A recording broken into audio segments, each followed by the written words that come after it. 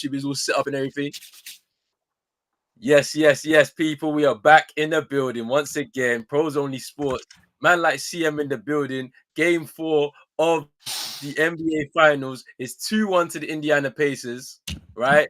But the game will be tipping off in about, 25 to 35 minutes. Let's see what happens in terms of the timings.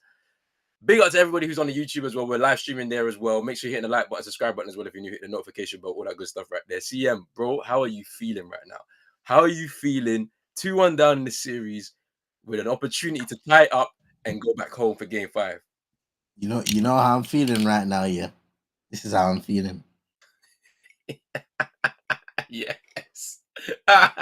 If people know about the meme, the LeBron James meme, no team has ever come for 3-1 down. We ain't in that situation just yet. And mind you, they're the only team that have done it. The Cavs, I think it was 2016. I think it was Cavs in 2016 were 3-1 down in the finals against the Warriors and came back to win. So we will see if it will get to that kind of situation. Man, like Chino in the building, what you say here, my brother? Oh, he's here. Come on. I'm brushing my teeth, bro. All right, cool. Let's see, look, you see what I'm saying? You see the sauna, brushing the teeth, man went swimming. Hey, it's peak, but we're here. The team is here, we're ready to go, right? But actually, before we get into the game and preview and all this stuff, some news. Obviously, it's been a minute since we've maybe spoken about it, but obviously Tom Thibodeau out in New York, right? And over the past couple of days, we have seen a Kevin Durant to Miami. Wait, we're gonna talk about that as well, bro. We're gonna talk about that because that's huge news as well for you, bro. Sorry, guys. But New York, they approached Jason Kidd and the Dallas Mavericks. No. They approached Chris Finch and the Timberwolves. No. They approached Billy Donovan. No. They approached what's the guy's name? Quinn Snyder in Atlanta. It was a no. And there was one more. I don't know who the one more. Who's the one more? I forgot. It was a coach in a job, right? Oh, an Ime Udoka. Yes. And they said the Houston Rockets, and they said no. Now we're looking at this, yeah. In real time, is a very embarrassing situation because now they're saying that they're going for the coaches that are not in jobs right now. So we're talking about guys like Taylor Jenkins, who was obviously fired as the Memphis Grizzlies coach. They're talking about Mike Brown, who was also relieved of his job last year in Sacramento, and obviously Michael Malone, the most recent departure from the Denver Nuggets. CM, when you're seeing this situation play out in real time, what are your thoughts on this, bro? Because this looks crazy. I think it's really chaotic, bro. When you think about it, and even on the day when I was looking at it, and it was almost like continuously, you see New York approaches this team. No, they're not even being allowed to negotiate or speak with the coach and their representation. And if I'm a New York Knicks fan, I'm not gonna lie, I'm feeling a little nervous because I'm like, the first thing that you say when you get rid of Coach Tom Thibodeau is, what is the plan? There has to be a plan now. And I know you got heading into the off season, you have time, but regardless of anything, there has to be a plan moving forward because you've got a team that theoretically are ready to compete. So now you just need the coach to be placed into that situation so that he can get to work with that team when they get back from their vacations and all of that stuff. And ideally they get into contact as soon as possible. But for me, this screams of New York don't have a plan because their plan A gone, plan B gone, it's almost like they're scrambling around the league trying to obtain some of the top coaches in this in the league, but they don't actually understand what kind of profile of coach that they want to mesh with this team. So now they're going to and you know what, there are quality options out there who are not even in jobs right now. So it's not even like they had to scour through the guys that are already employed throughout the league in numerous teams. There are a lot of quality or a few quality options available, but more than anything, I'm looking at the way things have gone down. Of course, you can look at them being denied as embarrassing and you can clown them, but more than anything, it's like, did you have a plan when you got rid of Tom Thibodeau? No, it doesn't look like it. I mean, the thing that's interesting to me is that they decided after 5 years and him getting them back into the playoffs, becoming a competitive team in the East, and then one step away from being in the NBA Finals, they decided at this point, especially after giving him a 3-year contract extension coming into this season, or no, sorry, I think it was a couple seasons ago. So I think now the last year of that was going to be this up and coming year, right? They decided no, we're going to let him go. So now for me, I'm thinking to myself, like you said, bro, there's no plan because you've gone 0 for 5 on all of the people that you had on your list. All of them were in jobs. And as you keep going down the list, it seems as if the quality of coach is getting down further and further and further. Man, Light Smolders is in the building. What are you saying? Big up yourself. Big yourself. Big up. Literally last off season, bro. 3-year extension. Yeah, sorry. Yeah, so 27, 28. Sorry. So yeah, last off season. So yeah, so this was the first year of that. So now I'm thinking to myself, rah, like you didn't have a plan. Where do you go from here?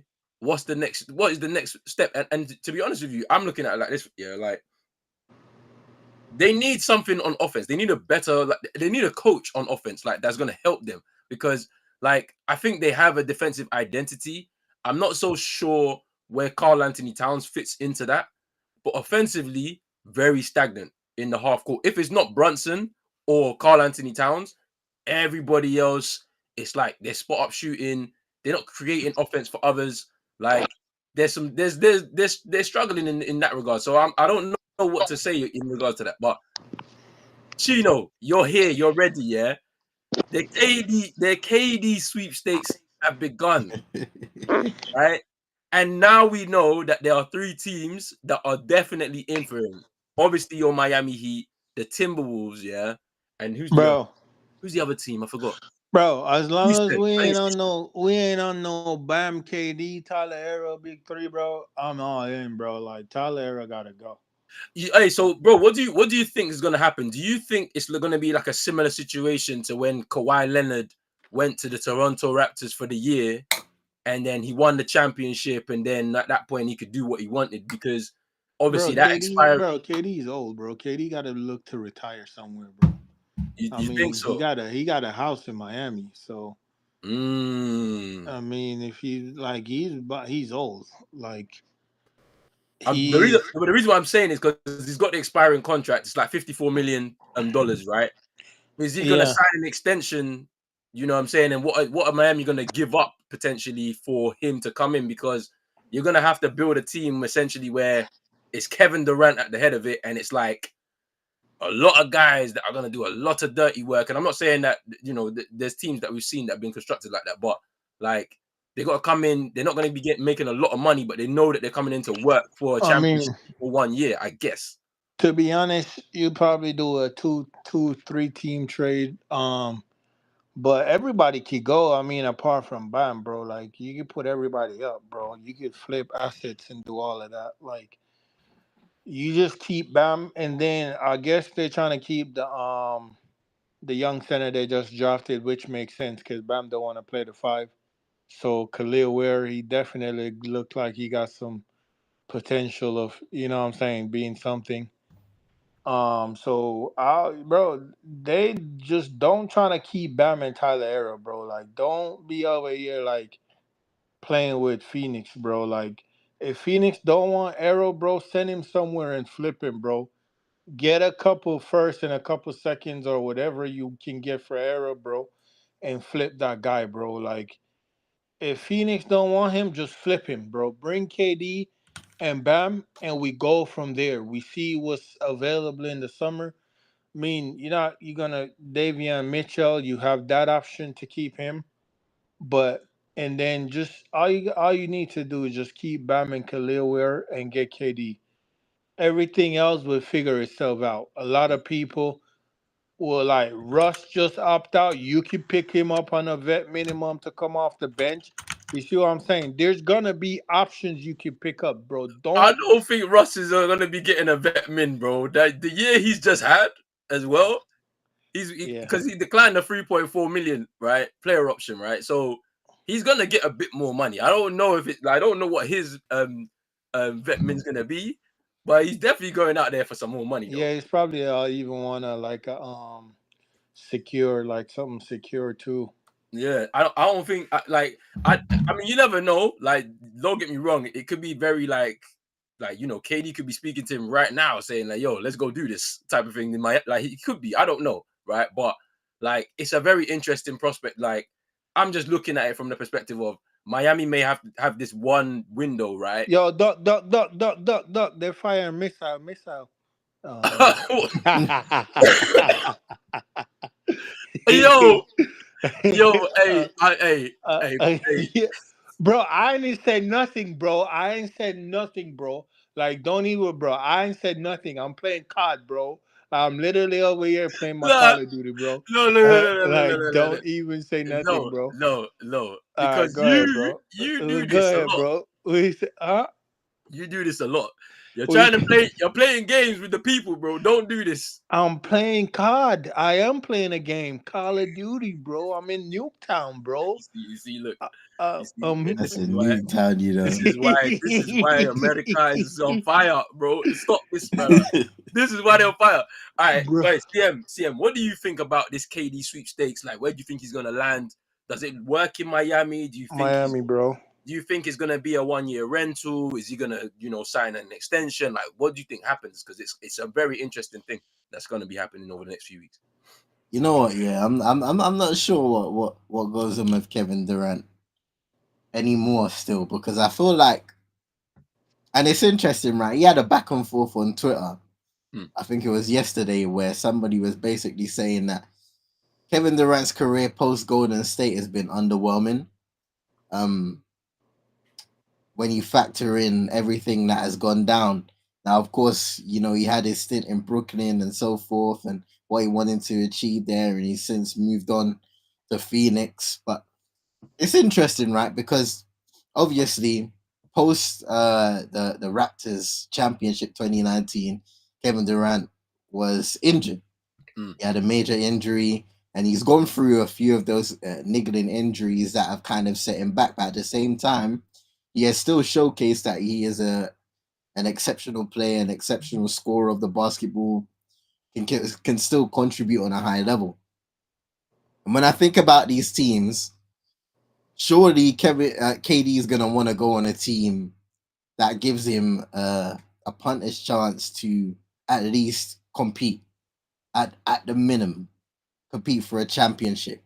So, look, I'd want to see Miami for Chino's sake, because the Miami fans need it after all of those years of not even trying to go in for an additional superstar.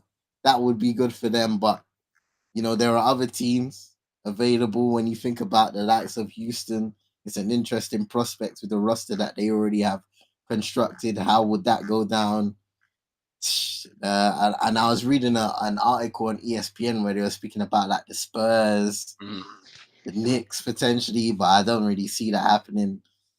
I don't know, man, because the way I'm thinking at this point of time is, what team can Kevin Durant go on and put them over the hump?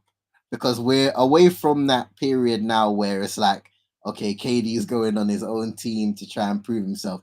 Forget about all that. Kevin Durant is a luxury piece now on offense, and he needs to be brought in to a team that is tailor-made for him and needs an offensive weapon to bring them over the hump.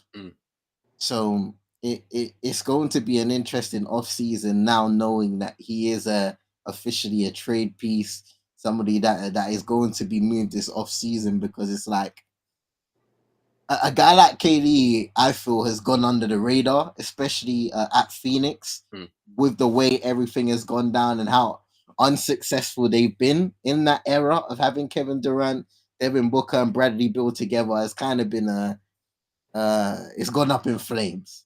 and that's saying it nicely. So yeah, man, it's gonna be good to see KD move again to a fresh environment and see what he can do.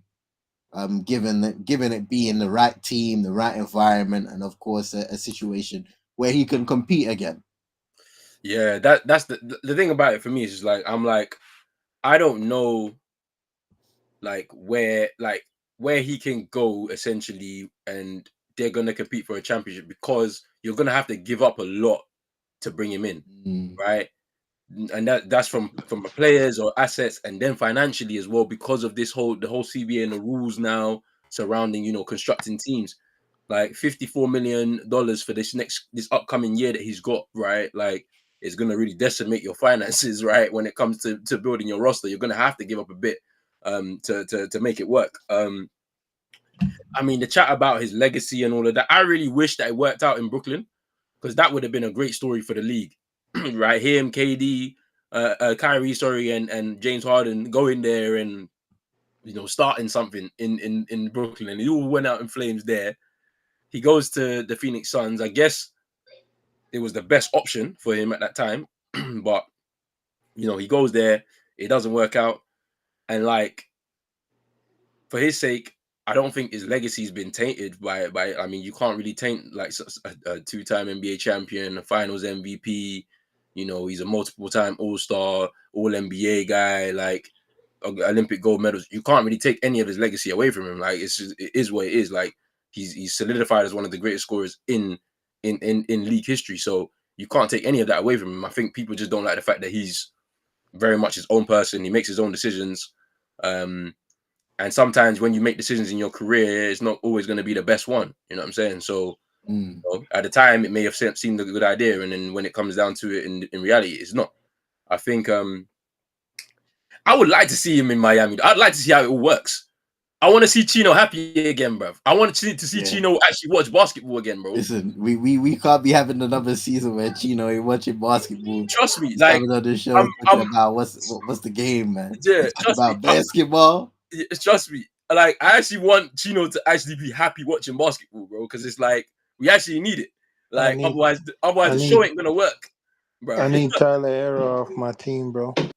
Like KD going there makes. I don't know how much sense it makes. They're gonna have to make it work. But if he goes there, it's a big thing for the city of Miami. That's what I'm gonna say.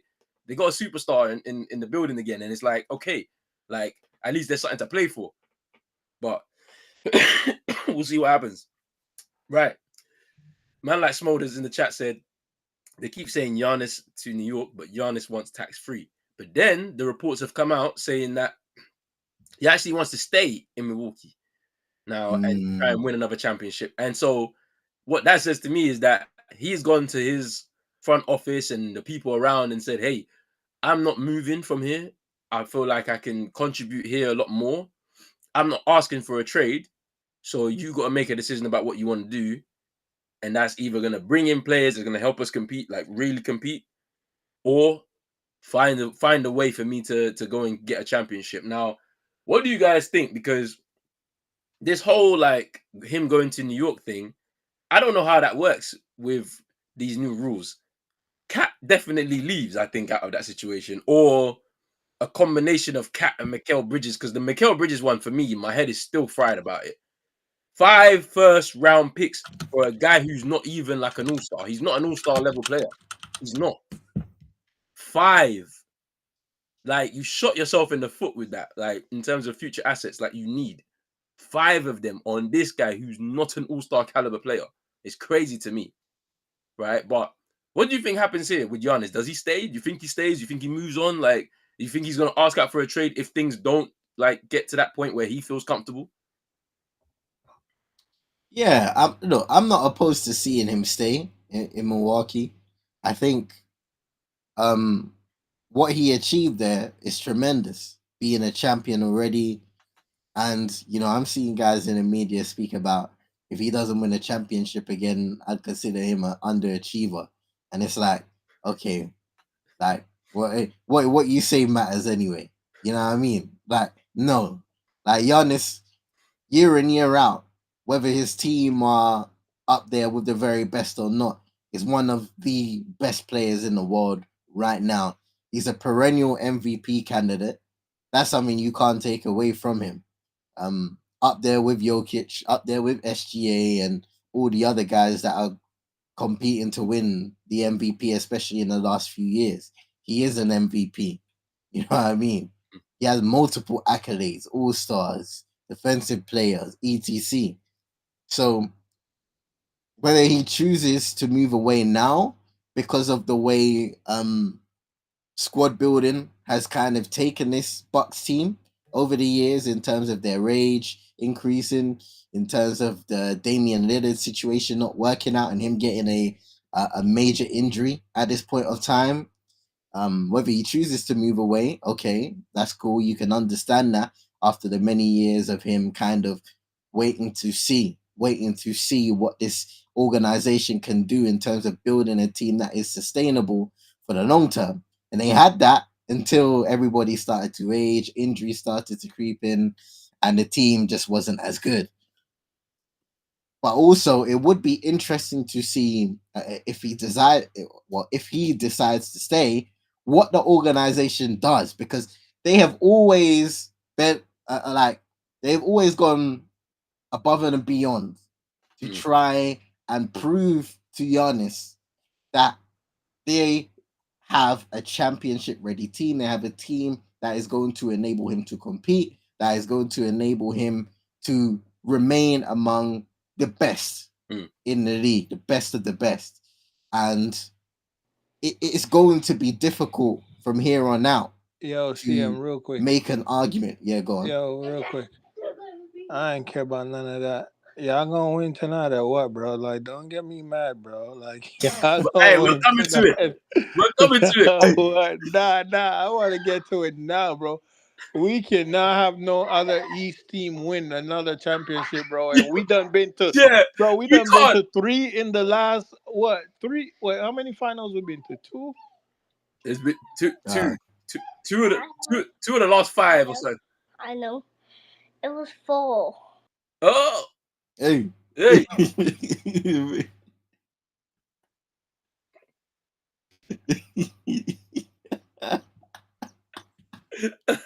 Jeez, you're funny, bro. You know I said that. I know it's 4. Hey, listen, yeah. I'm just gonna say this: no ifs, buts, or maybes. Okay, it must be a victory, bro. It must be a victory. And I'm being serious. I'm not even feeling nervous right now, bro. Before games, I never ever feel nervous. Maybe when the game sets in and it's a crunch time scenario. But all I know is my mindset is this team has to come out, press gas, no brakes. All gas, no brakes with it, man. Because at the end of the day, last game, Indiana stomped on our necks. They came out, they pushed the pace, they forced turnovers out of OKC.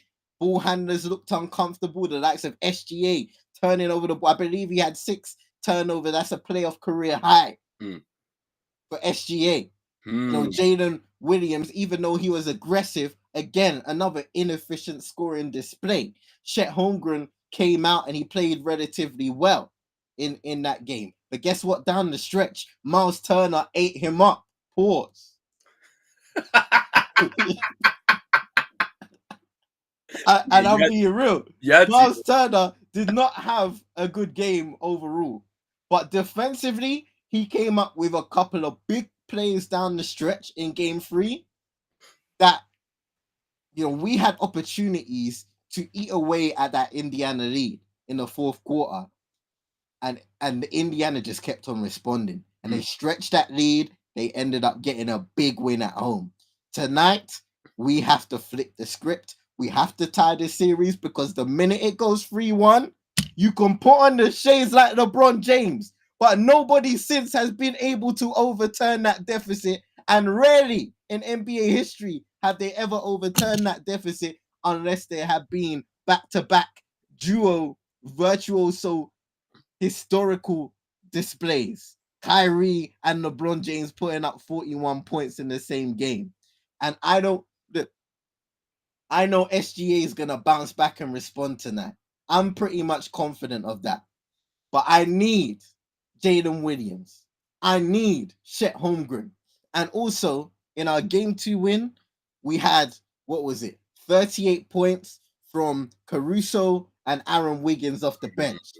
Game 3, TJ McConnell, Benedict Mathurin. Benedict Mathurin was crazy. They had contributed 27 from Benedict Mathurin. TJ Who? McConnell. From who? Shut up, Gino. Shut up.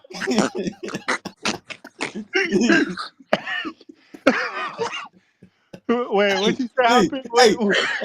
I said, big man, 27 points from Benedict Mathurin. Yeah? Yeah? It's the most, yeah, in finals since off the bench since Jason Terry in 2011. It's crazy how he broke that record. Like his playoffs has been a bit up and down, Mathurin, yeah, but he definitely showed up in that final, in that game, you know, in that game 3. He showed up a lot. Bro, crazy. 10 points from TJ McConnell, 5 steals. This guy was a pest off the bench. And it was OKC making those costly turnovers on the inbound plays where they're not switched on and he's lurking around the corner. I think he got 2 steals off an inbound where he was able to impact the game. Indiana pushing the pace, getting fast break points, points off turnovers. That can't happen for OKC tonight. That cannot happen.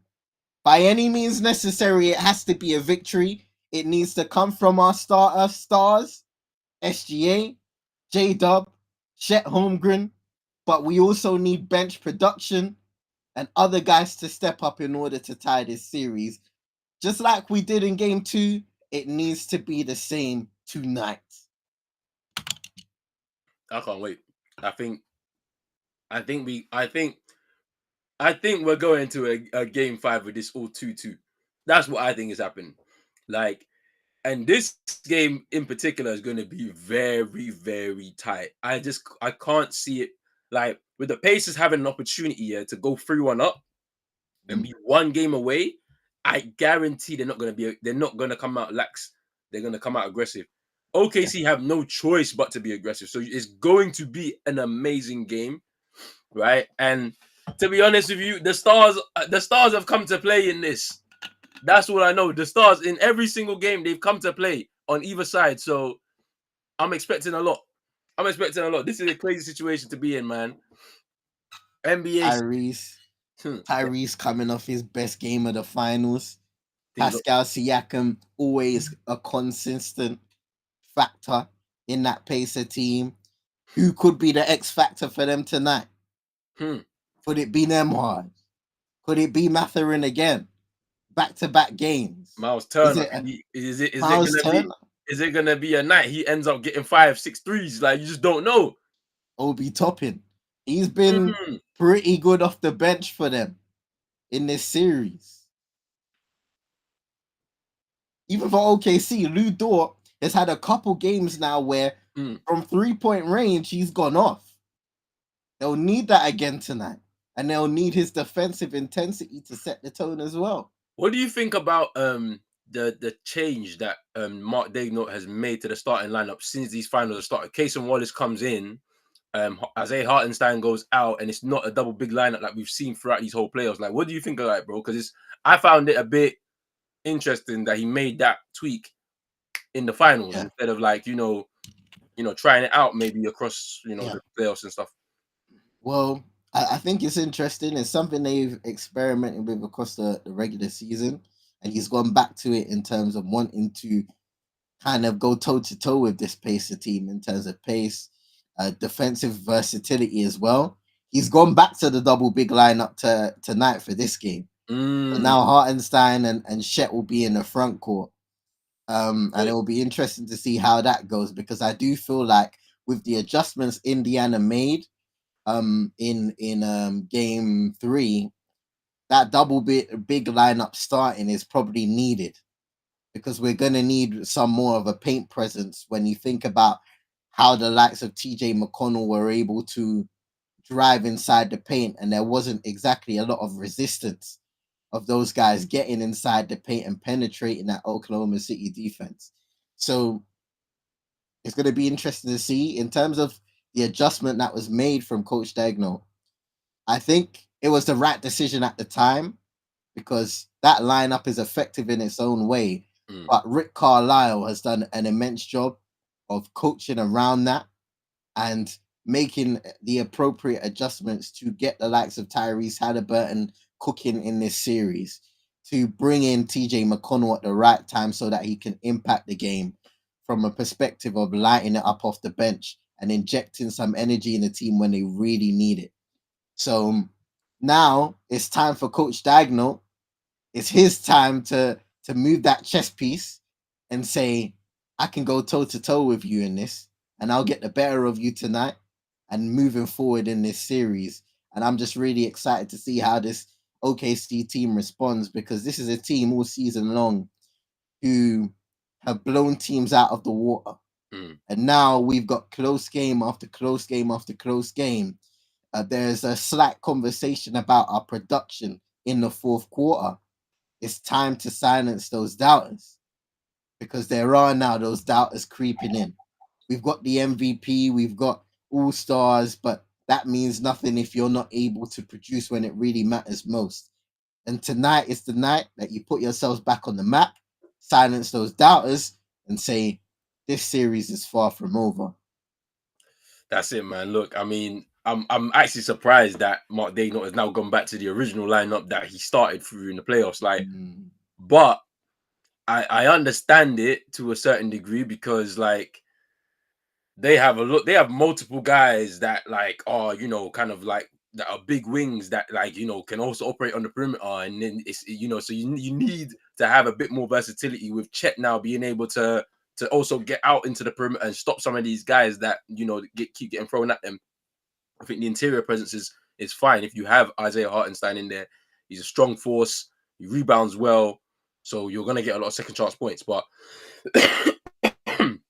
it's gonna be interesting to see what happens, because I love the fact that Mark Daigneault did that, because I think he recognized in the initial stage that, hey, this team is a very versatile team. They've got a lot of speed, and so we need to have that in our lineups to begin anyway. For him to go back now, it means I think he's figured it out, and he figures, okay, we can kind of phase it a little bit more, give some minutes to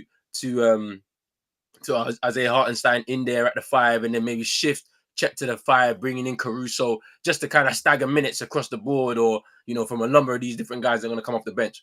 Should be very, very interesting. But we are ready for tip-off. It's time. It's time. Ah, man. Here we go again. It's time. Bro, don't worry, bro. It's Scott Foster, bro. The extender, bro. The extender is here, fam. The extender. Let's go. Cambridge Fieldhouse is sounding lit tonight, man. Hey. New door driving early, getting the score started. Aggressive.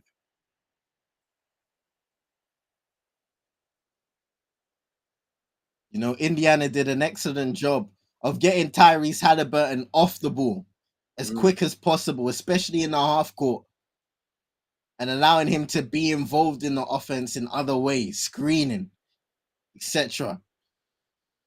Here's Chet Holmgren with the 2, makes it.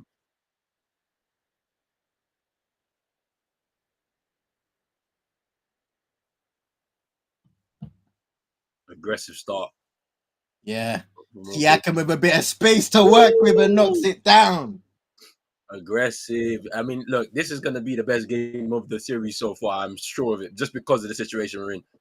OKC need to win this game, and the Pacers would love to win this game. So I love the job that Nembhard has done on SGA. I mean, they're obviously international teammates. They know each other very, very well, but I love the job he's done.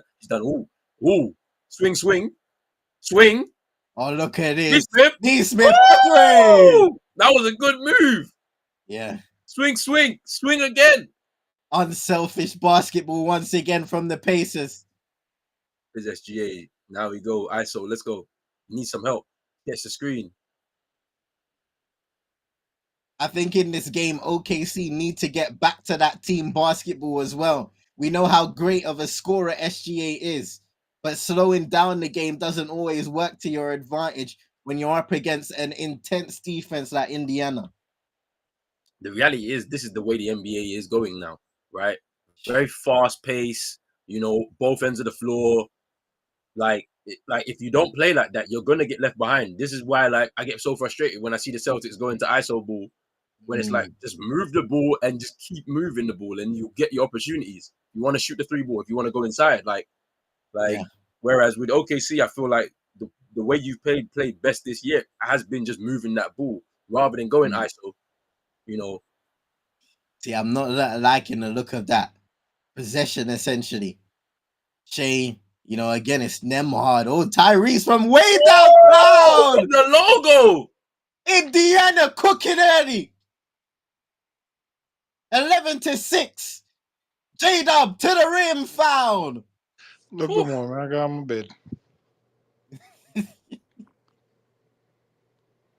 Listen, look at this. feeling himself from the logo, essentially. He's like, putting up. Jeez.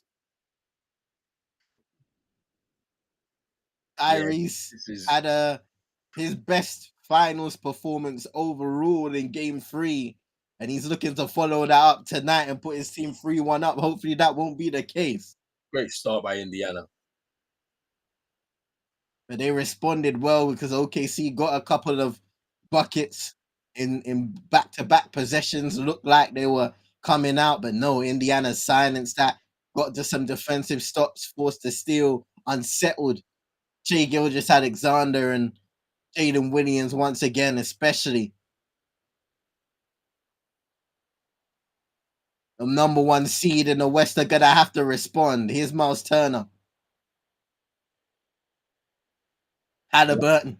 I don't like this Lou Dort on Haliburton thing because there's a lot, like, it can really wear him out. Like, I saw him getting run ragged in that game 3. It's like they have to find a matchup for him that's maybe a little bit more, like, I don't know. It's like maybe because the Case and Wallace one made sense for me. That's what made sense to me. Like, but I don't know. Yeah, you got to throw more guys at him, man. I think with him being such a threat in numerous scenarios on and off ball, OKC are gonna have to be dialed in because a lot of the time in game 3, especially, we saw Indiana on offense creating chaos in terms of setting screens that OKC defenders were late to react to, and that gave the likes of Haliburton an extra few seconds to get away from their defender and make a decision, whether that be, as Chet Holmgren goes down and draws a foul, whether that be driving to the rim or creating shot opportunities for other people.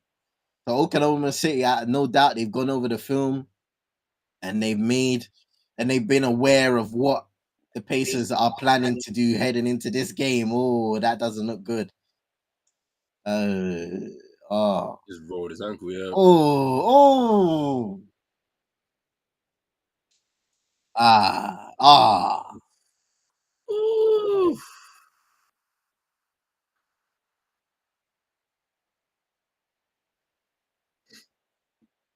They got a Raptors super fan in there. But Pascal.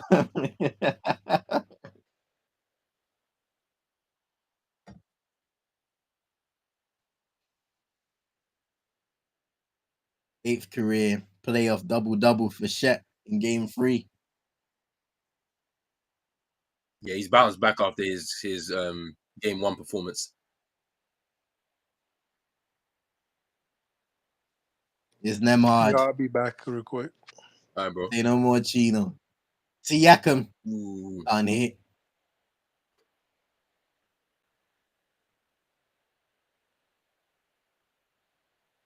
Here's Holmgren.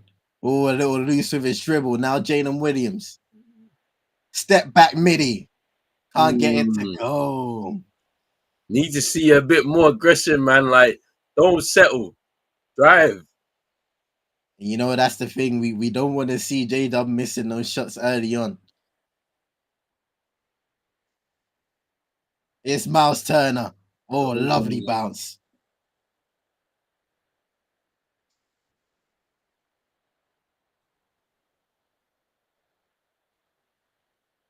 I like this defense by Neesmith there. Is so aggressive. He does well in drawing the foul, but again, just struggling to get to their spots, to drive to the rim. Like, they're not making it easy, Indiana. The likes of Nemhard, Aaron Neesmith, those guys are playing extremely aggressive. And to be honest, they're taking advantage of the officials, allowing them to play with that extra bit of physicality. Because we've seen grabbing, we've seen some bumping here and there, like the hand checking as well. And that's one thing I was going to say. Like, there's been a lot of complaining about how OKC have been playing defense throughout the entirety of these playoffs. How about you match them? Yeah. How about you go toe to toe with them? And this Pacer team has done that. They out them in game 3. That's the thing, man. It's like, can't even complain about the refereeing, because obviously that's just down to discretion and, you know, what people are, like, how the people are watching the game in terms of refereeing. But ultimately, oh, there we go. You know, you just got to match aggression. The team that is being aggressive, match their aggression, and let's see what happens. Yeah. He's doubling Shai now. Tries to draw the foul. I mean, it's a difficult shot. And he doesn't get the foul call. Here's Haliburton into Siakam. Next score for Nemhard. Indiana, it's a timeout for Mark Daigneault. I'm pretty sure of it. Now Haliburton. Over to Siakam at the top of the key, driving on Hartenstein, blocks him the first time. Sweet. Over to Nemhard, takes the triple, makes it. Yeah, it's timeout. Timeout, OKC, 20-12 in favor of Indiana. You could see it was coming, man. Like, something's gonna have to change. And the thing about it is, I'm looking at this. The fact that he switched back to this lineup is very confusing to me. I would have just kept Casey Wallace in there. Like, I would have, because the pace that they're moving at, the Pacers right now, right? It's hard for him to, like, it's hard for someone like Hartenstein to really keep up with what's going on here. Like, yeah, he started the game kind of off the pace, which is not ideal for OKC. And that Miles Turner rebound is a perfect example of that. You know, Hartenstein has the opportunity to box out, grab it, but no, Miles Turner has the desire, comes in hot, and grabs the rebound and gets that second chance opportunity. Yeah, so like, I don't know what they're gonna do, but yeah, I found it strange coming into this, decided to not use the double big lineup, and then now you're back in it in this game 4. It's like, I think what needs to happen here is go back to what you started this series off with. Casey Wallace comes back in there, and let's just see how that goes, because I think he can keep up with the multiple guys that, you know, are flying down the court. Like, and Chet, you need to help him a little bit more on the interior, because you were doing that a lot during the season, and then obviously in these playoffs too, where there's 3 guys trying to rebound the ball. So at least you got some protection in there, you know, so you can get your second chance opportunities, or you can move in transition on the offense. Like, it's one of those things, man. Let's see.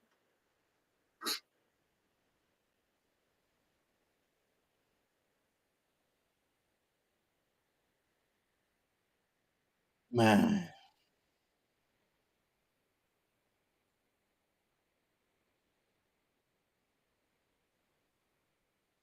Yeah, I can't wait to see what's gonna happen here, man. Look. OKC, they started a bit sluggish after the quick start that they had. It's been a bit sluggish now. I want to see a bit more.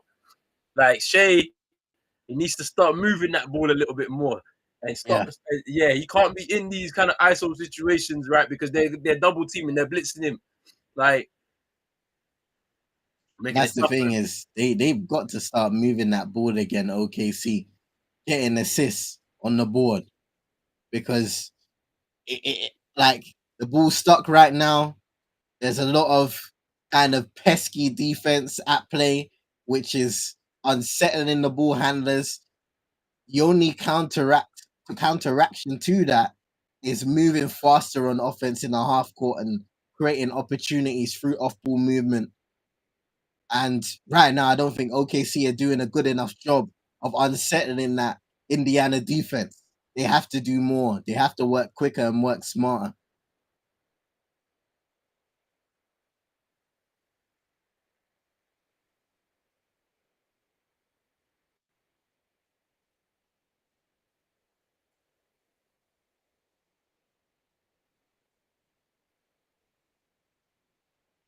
Hey, nah.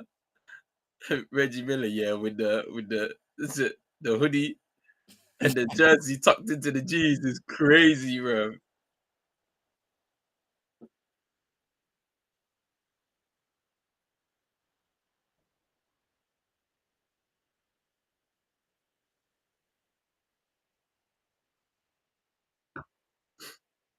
Like in the two losses in this series, Indiana have had a clear advantage in terms of assists, moving that basketball.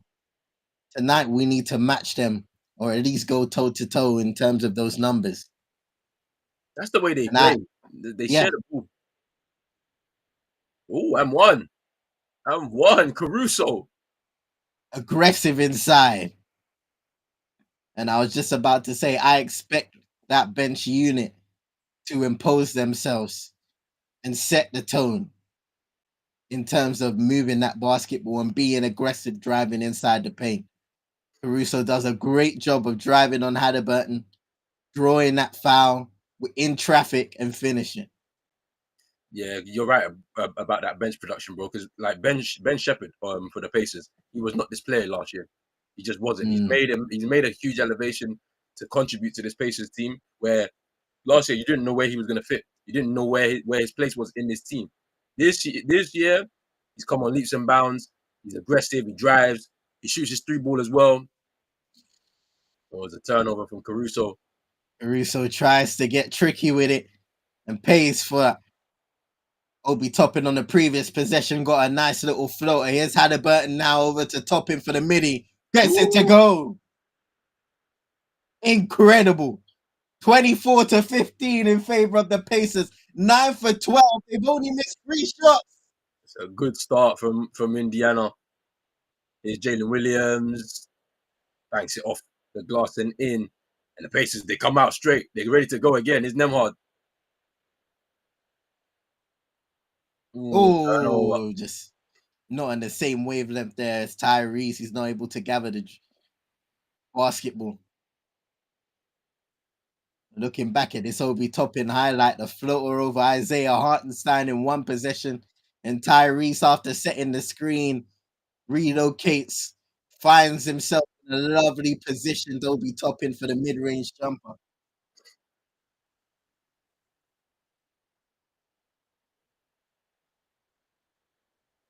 It's Jalen Williams. They're going to need that extra screener. Nice move again this time by J-Dub. Back-to-back buckets Great for defense. him. Great defense by Ben Shepherd, but he just couldn't live with Jalen Williams on that position. Here's Turner looking for a handoff, gives it to Nemhard. Shai Garden gets the screen from Miles Turner, gives it back to him. Turnover. It wasn't a great possession. Now here's Holmgren driving, loses ball. The ball still OKC.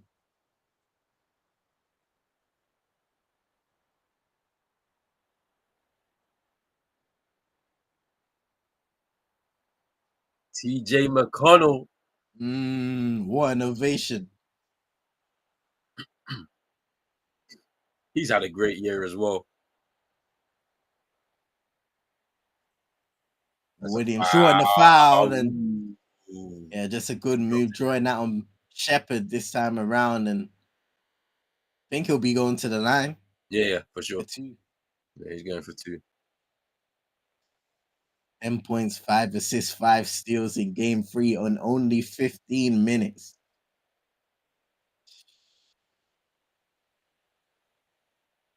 I think he's the only player in NBA history to NBA Finals history to be able to do that. It's wild. An exceptional performance and a standout performance when they needed it, alongside his bench contingent. 27 from Matherin, 8 from Toppin, and 4 from Shepherd as well. 49-18 in terms of bench scoring in favor of Indiana. It's crazy. It's crazy. Like it's just the way that like you get to these moments and the players can just raise their level. Like players that you didn't even expect it from. They just raise their level and it's like, wow, where did this come from? But it just happens, man. That's why they're professionals. Topping inside, aggressive. Ooh. Can't get it to go. Rebound. Shet Holmgren. Aaron Wiggins had a great game too. Let's see if he can respond Triple. after a tough game 3. Lou Dort for 3. Dialed in. With the hand in the face as well. He has That's been dialed in from downtown in this series, and that continues to start this game. 9-0 Thunder run. Indiana timeout. Look at this. Hand in the face by Haliburton and over the top of him. Rainbow 3. Lou Dort. Bringing the house down. Gainsbridge Fieldhouse is silent right now as that fast start was erased in a matter of moments by OKC. Crazy start to the game. I told you this game was going to be tight because there's all to play for. It is all to play for. Yeah. I mean, this has been a great series in terms of basketball and competitive basketball. I know game 2 was pretty much a blowout, but game 1, game 3, close, chippy games where, especially down the stretch, anything could have happened. In terms of game 3, especially, OKC could have got back into the game, but Indiana took control. Game 1, OKC were in control for large parts of the game, and Indiana just kept with it, stayed within reaching distance, and then took over when it really mattered most. This has been an exceptional series of high stakes basketball, and it's no different tonight. For sure. I mean, look, I'm excited because at the end of the day, we get a competitive finals. We know that this is going to be a competitive final because there's 2 young teams willing to put everything on the line, battle it out. It's going to be fast-paced basketball, great defense, great offense. I'm happy. I don't care about what they're talking about with the viewership and all this rating stuff. We are not watching this basketball just simply for the talent that's on the court. I don't care. I don't want to hear it. It's not about what teams are there and all of that. The NBA needs to do a better job of marketing their final product, and that's it. That is it. Don't give me excuses about small markets and all of this stuff. No, I don't care.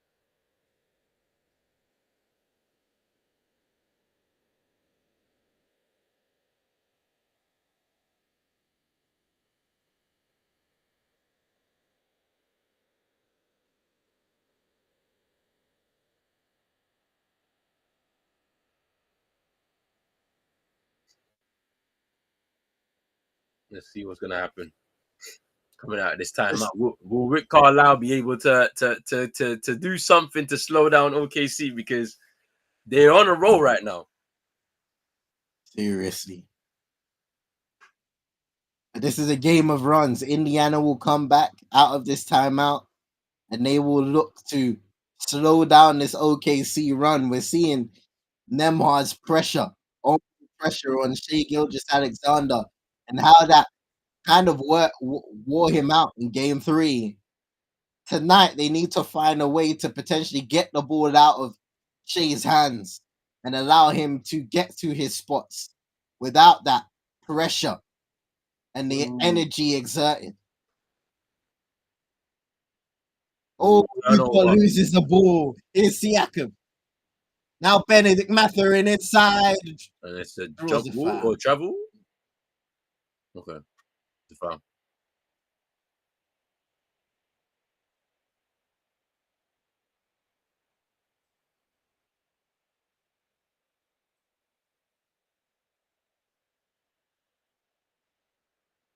It's those cheap mistakes that Indiana absolutely punished in game 3. You can't make that happen. Yo, that's a crazy stat as well, right? So Benedict Mathurin didn't play in the first quarter of the last game. So Oh, he only wow. played 3 quarters and he scored 27 points. Hey, Whoa. hey, what's going on there? Haliburton goes down, Lou Dort in the vicinity. Crowd's not happy. Here's Caruso. Screens for J-Dub. Oh, hands! Siakam. Box it clear. Drives inside. Yeah, it's a foul. Wow.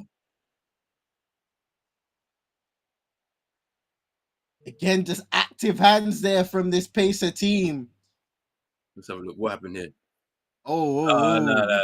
It wasn't like he sold that. He sold that. Yeah. Like I know it's a bit of everyone's getting handsy, but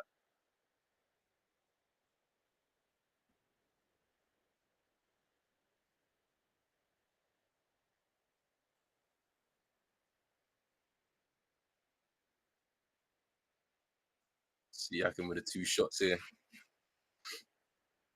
and he missed the first one. Too strong.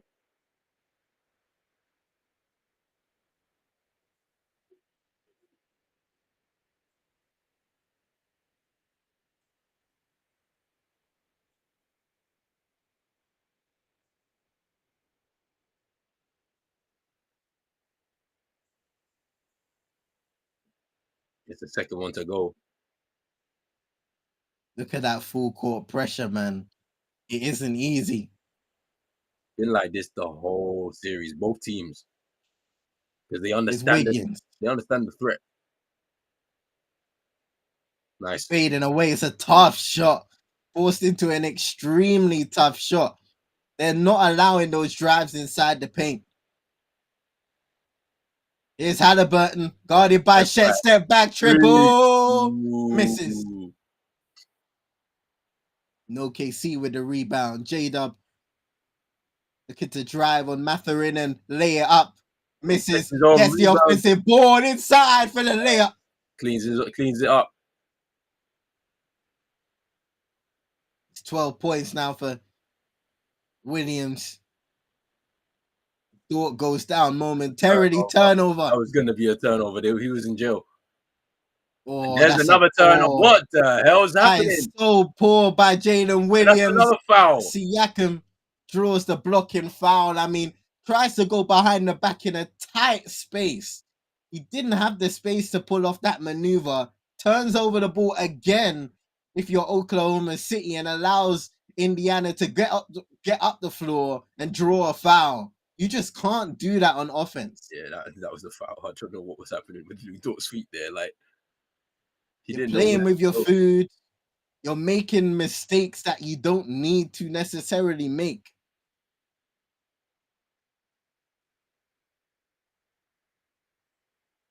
And allowing your opponents to take advantage of it as Siakam makes the first free throw.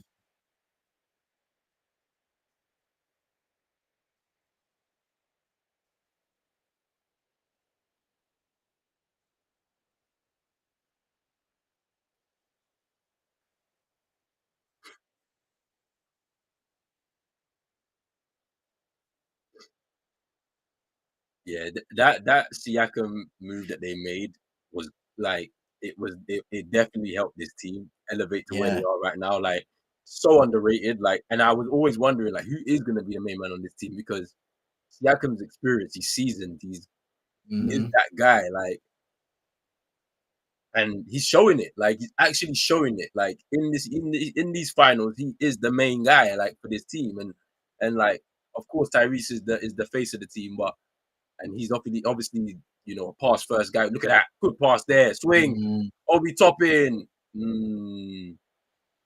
Siakam's almost a hidden star in this team because he often goes unnoticed, goes in and makes himself known.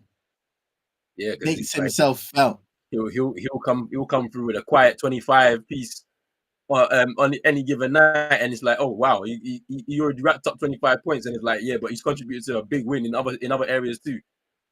Steals, rebounds, Yeah, 4 steals to 9. Siakam inside for the jam. Just quickly there.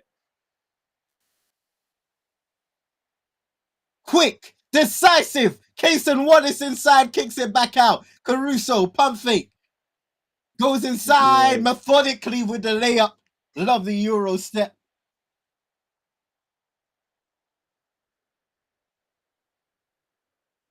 (31-28) in favor of Indiana with 1.5 minutes to go in the first. Siakam fading on Wiggins. Ooh, too strong.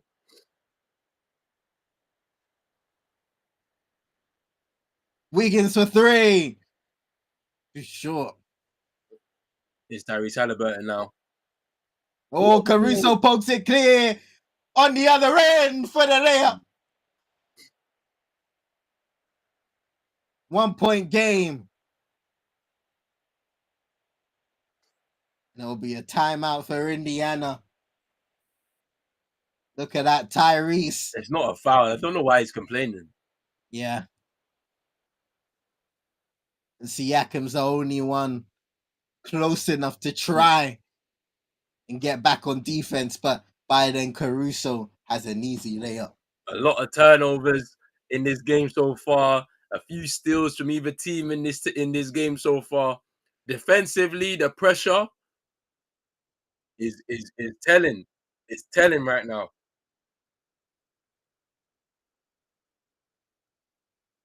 Let's see, man. Like, it's a tight game as well. With some good performances across the board, I think, from Indiana. Maybe not so much on the OKC side, which still, if you're even a point behind and you haven't played so well or played your game to the best of your ability, you can still be happy. You can still be happy because it's looking like it could be a good night in your favor if the scores stay close.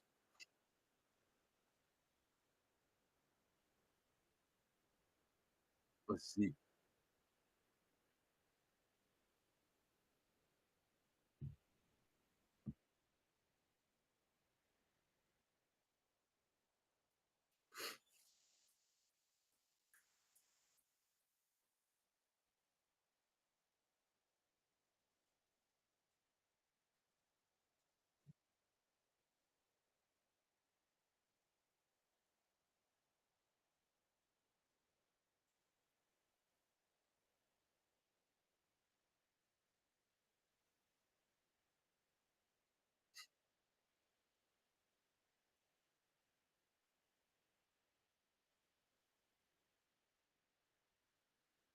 McConnell. Lovely. Nice. Lovely leaning mid-range Shai. It's Shai. Back in the game. They're gonna go 2 for 1. He's gonna want to impose himself to see out this first quarter now. The MVP with a mid-range jumper. That was nice. Had Nemhard on skates there just to create some separation there, just to get that mid-range to go.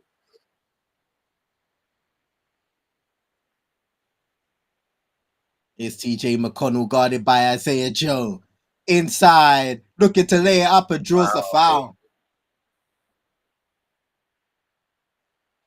Aggressive, decisive again.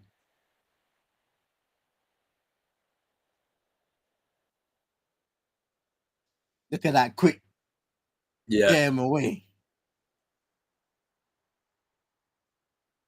Yeah, that's a foul.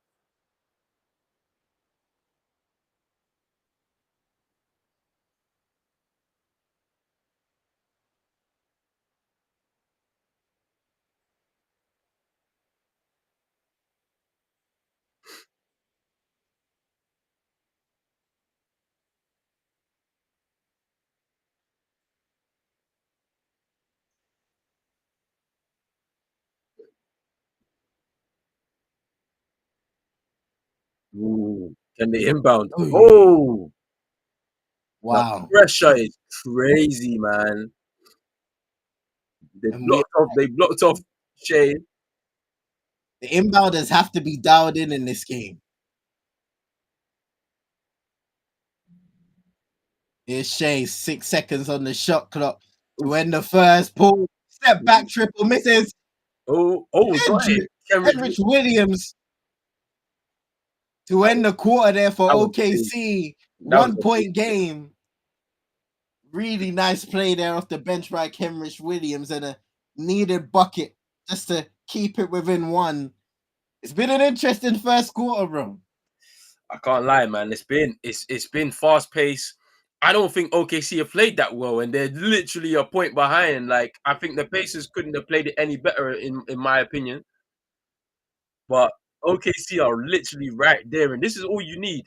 Just need to be close, because at the end of the day, it's gonna be this type of game. It's gonna be a very close game. If you can make buckets in the crucial moments, then you take it back to the crib. It's 2-2, and it's all to play for in this final series. Like, so we'll see what happens. I think it's been really. You could say that OKC have done exactly what they needed to do. They came out aggressive, stayed with it. Now they just need to clean up some of the little things like the turnovers. I think at the same time they've done well to limit the three ball for the Pacers, especially out in that corner. Like, it's been one of the key things that they've had throughout this whole playoff run with those corner threes off the wing sometimes as well with Neesmith and Obi Toppin and even Thomas Bryant when he had a chance to get into the game. That's not been happening, right? Like, they're causing them to come and run off. They're running them off the 3-point line and forcing them to make shots on the inside. But it's going to be interesting. Big up Super Nick on the YouTube saying, I'm afraid to watch, but saying hi, guys. Watching the great Jazzy Jeff. Hey, is Jazzy Jeff doing? He's in London, I'm sure. Yeah, we were just watching one of the things. It was a vibe, bro. Oh yeah, it was a vibe. Yeah. No. Yeah, I seen that. Yeah. That's what. Brixton. Yeah. I know. Yeah, I'm good. I lost my voice on Sunday. Hey. Yeah, Sunday. But I'm back now. I'm back. Ain't no more, man. So if you hear me coughing, that's the reason why, man. It's just trying to get over that. But it's all good. It's all good. This team's stressing me out, man. Hey, don't be stressed, man. Like, you're right there. Literally, you're right there. It's a point game. First quarter's over. Man. Now we gotta see what happens.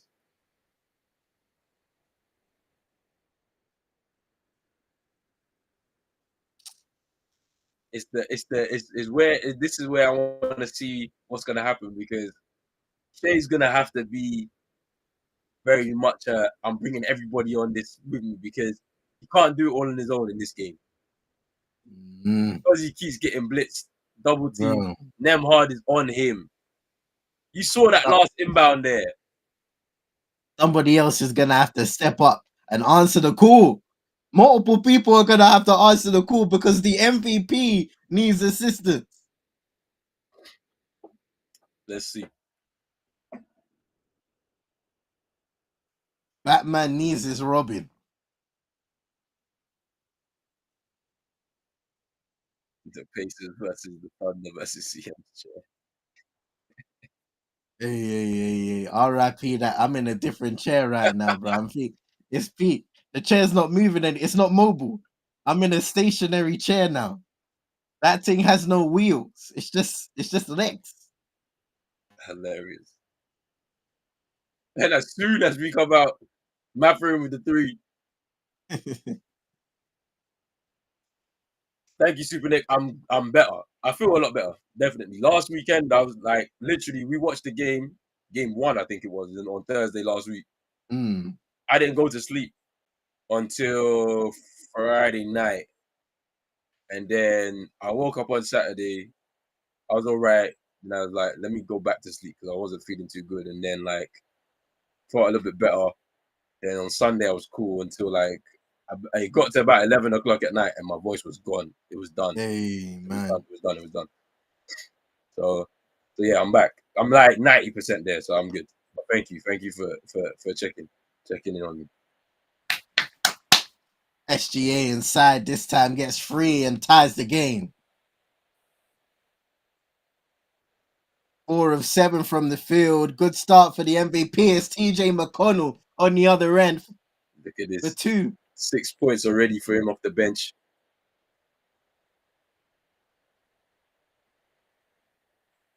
Case of Wallace drives. Ooh. Can't get the layup to go. Miles Turner rebound. Left a little too much sauce on that left-handed layup. McConnell looking to drive again. Wow. It's going to be side out of bounds, though. They're not going to do the continuation there.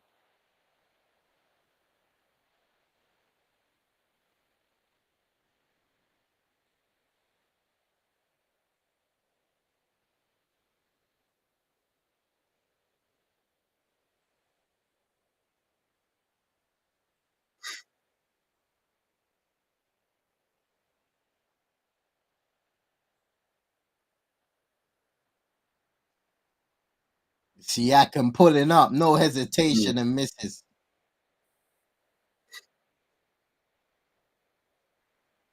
Shai looking to drive on them hard. Throws it out to Kenrich Williams at the top of the key, pulling up for the midi. Strong gets the offensive board. It's poked away by Mathurin, out of bounds. Reggie Miller courtside, locked in.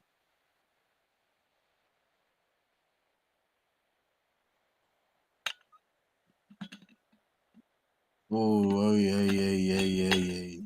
Foul.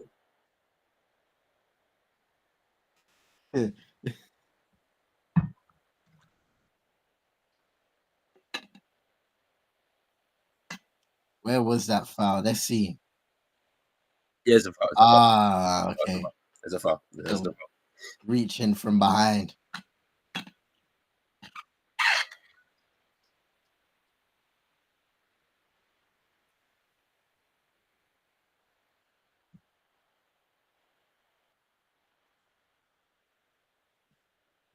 Here is SGA driving on Siakam, blocked.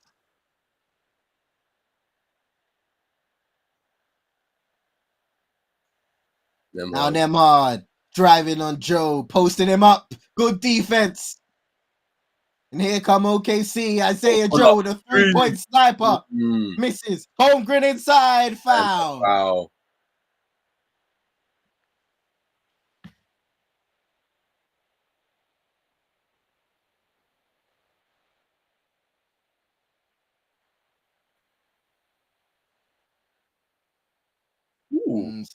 It's a tough one. He gets a bit of the hand. He also gets a bit of the ball. It's a play that can go either way, I think. This is the extender at work. Yeah. That's what I'm saying. This is the extender at work, bro. He said, yeah, you got a bit of the hand. Cool foul.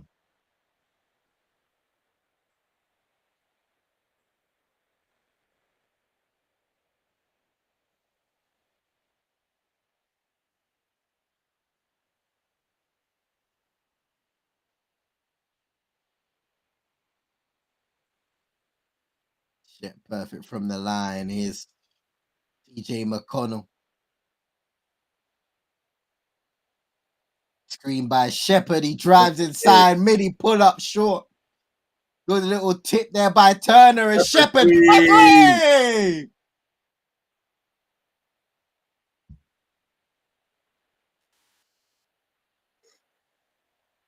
Here's SGA. Step back mid-range. Got it again.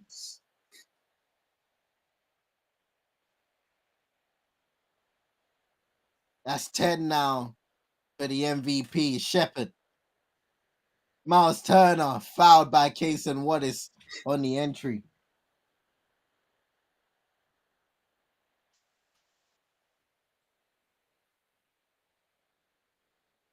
Oop.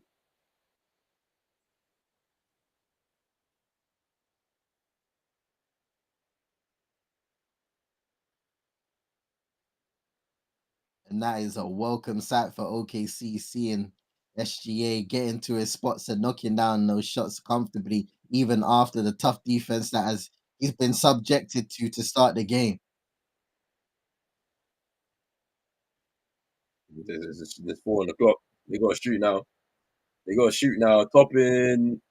Ooh, can't get it to go. OKC ball.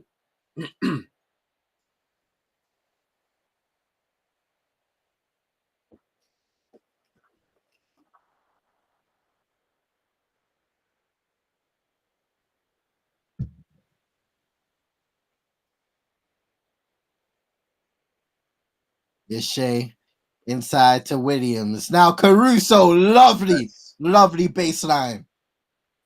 And he receives and lays the ball up and in. Hey, man, like NN, big up Hey, yourself. Big up NN in the building. what are you saying, man? There's McConnell. Turner. Ooh, Step Turner back. stepping back. I was like, where did this come from? He just threw up. I was like, what?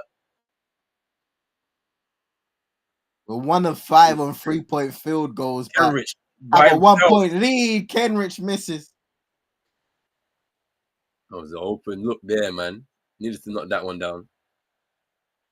OKC, you've gotten. I've started a lot better in this second quarter now. Oh, look at TJ McConnell again, just beating SGA, driving baseline, laying it up and in. Oh, That's 8 shit. points. Inside misses the little hook. Now McConnell will come again, 8 points to his name. This is no Tyrese on the court as well.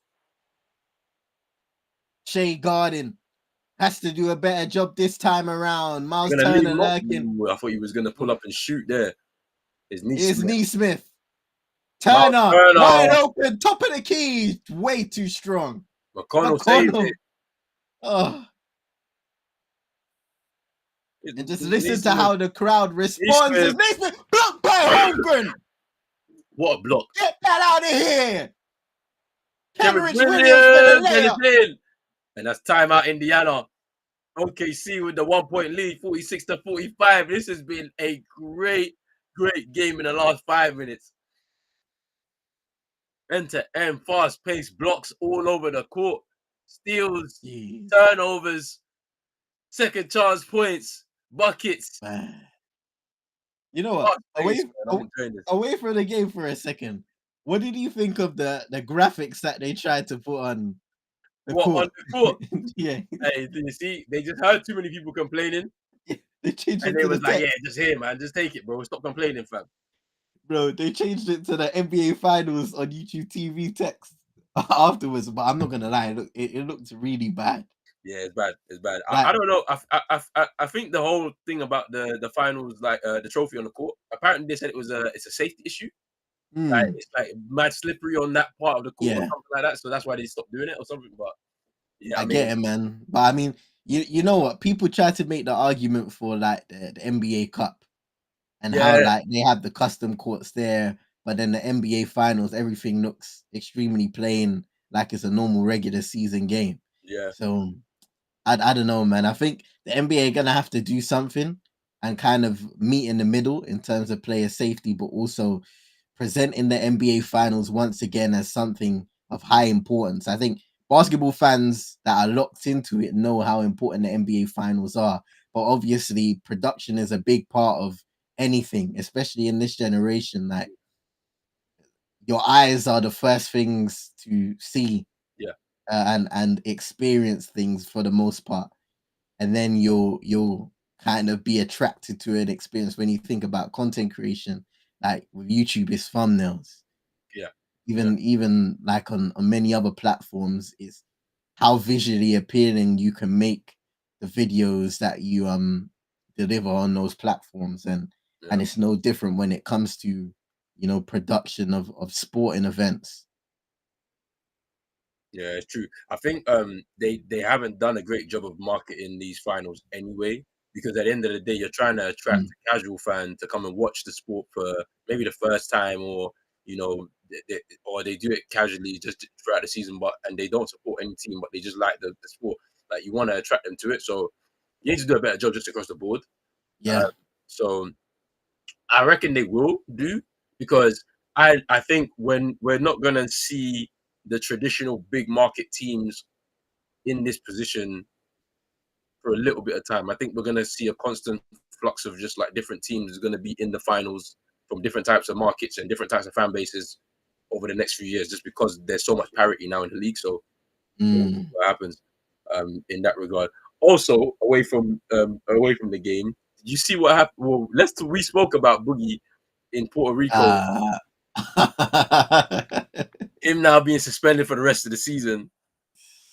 And like just the way that he went crazy, I don't know what that guy said to him, yeah, that made him react in that way. But he got to the point where the security are dragging him out. They're throwing beers, water, all sorts of stuff on him. He's being restrained by 4 or 5 security guards on the floor, trying to fight everybody. Like, what do you think about that, man? Like, what the hell has happened there, man? Why did he just move mad? I don't understand. Listen, it's chaotic. It's chaotic, man. Like you said, the guy must have said something to him because I know there was the courtside interaction where Bookie was doing his gesture and the other guy was moving mad as well. But it's like, yes, it's crazy. We know about DeMarcus Cousins, how great of a player he was in his heyday, but you know he had that tendency to crash out. And I think something along the lines of that happened, and we were even speaking about the Evan Fournier situation and what happened recently too. So a lot is happening abroad when it comes to basketball. But yeah, they need to get that under wraps because it's not a good look. Them boys about to have another madness in the palace. Bruv, it was crazy. Because like literally, like I don't know what it's like in Puerto Rico, like in terms of like that type of stuff. I mean, I know Puerto Rico it's America, right? It's like it's part of America, but still, it's crazy.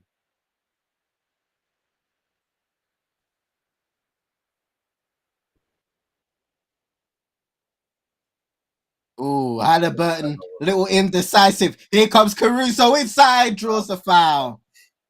I had to foul him. Oh, extracurriculars. Oh, Obi Toppin and Hartenstein. Here we go. Here we go.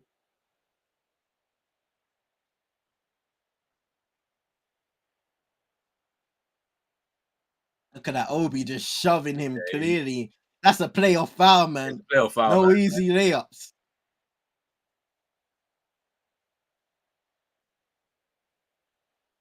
Look at Hartenstein training the play. He ain't liking that contact. Review for what? It's not flagrant. Like it's man. That look, that's just a good hard foul. Common foul, like. I think Neesmith had a similar foul in game 3, and in the end, it was just like nothing was determined from it. Yeah. So it would be ridiculous to look at this and say, "Well, this is a flagrant foul." Not in no way, shape, or form should this be a flagrant. But yeah, I don't think it is. But let's see what they say with this review. It's a bit. I mean, I think they'll also review maybe some technical fouls or something.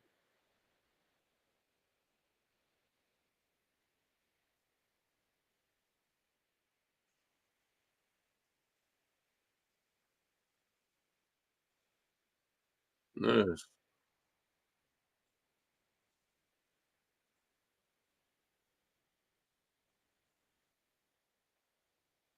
Yeah, I think they might get text, but like that's pretty much it for what they did afterwards. But let's see this.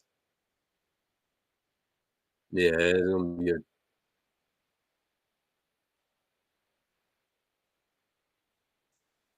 He didn't. Yeah, he didn't really do much, but I think they're gonna issue 2 texts here, man, because.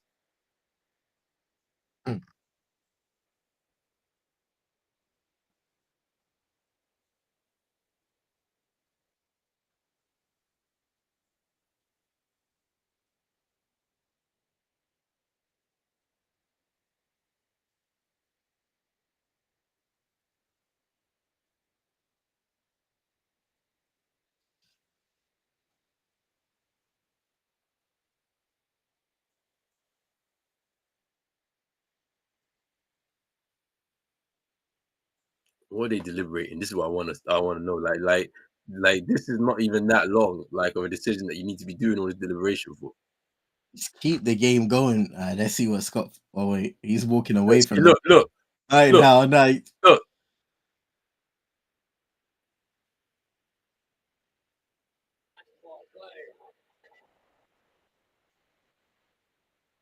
What? Wow. It's a flagrant. Wow.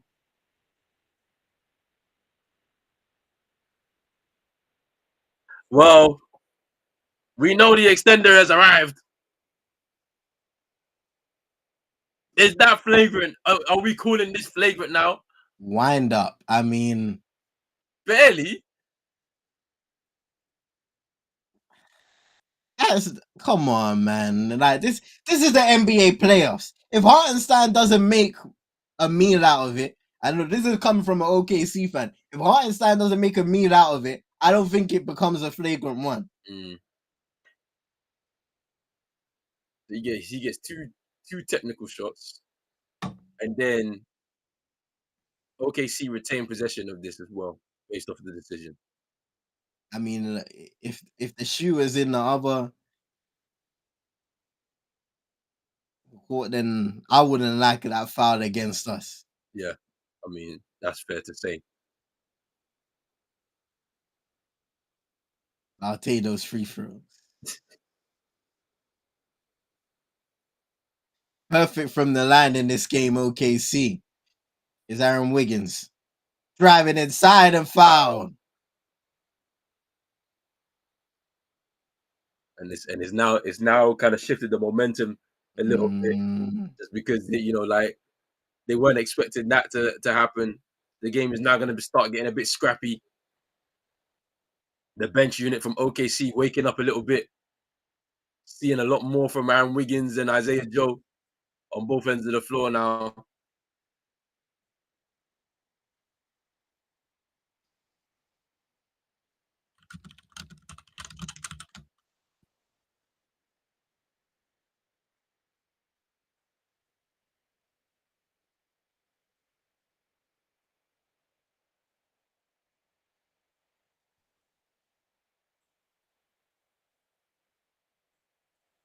Wiggins with the good free throws there.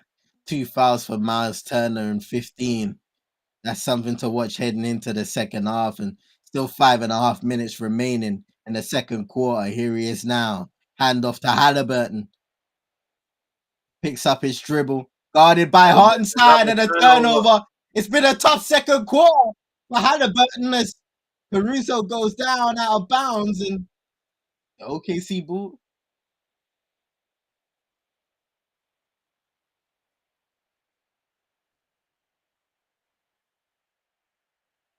Oh, that's an Indiana ball. I don't think it's a foul. What? I mean, it's a tough call. Jalen Williams inside foul. Yeah, that's a foul. But and you listen to the Indiana crowd now. They're booing, restless, reflecting on the team as well, and the way they're playing on both ends of the floor. Calls are not going their way. They're turning over the ball a little more. It's a bit more difficult. Credit to OKC for responding the right way.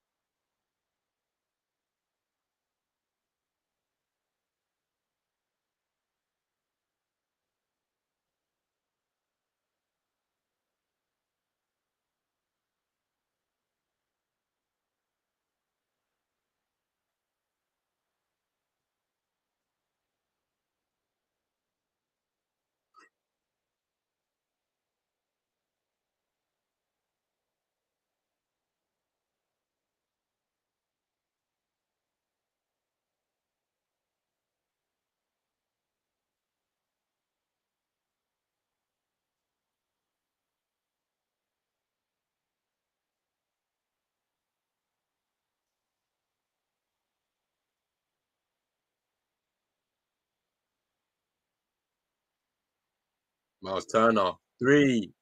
Whoa, it's way off. Air ball.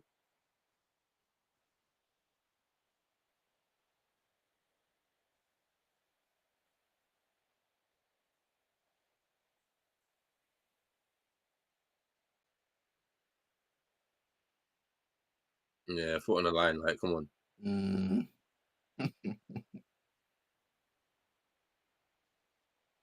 A 51-45 lead for OKC. 4 turnovers for Indiana this quarter. It's been a tough one.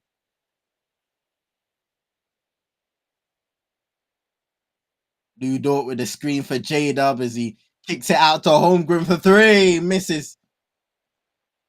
I don't like the lineup that Indiana have out there? Where's Siakam? Haliburton misses the three. You see, this is a result of things becoming a lot more difficult for Indiana in terms of driving inside. They're settling and taking shots that they wouldn't have taken in the first quarter.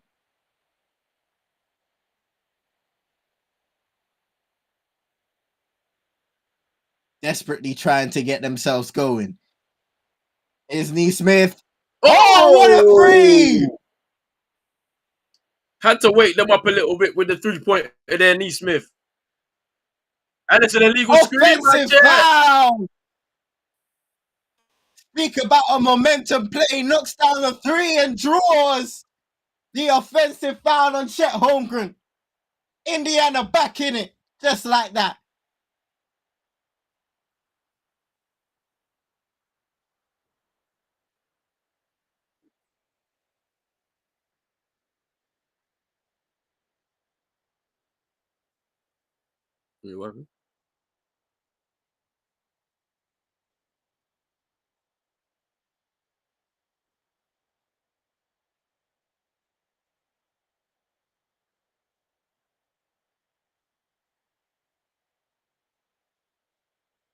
It's Haliburton to Neesmith.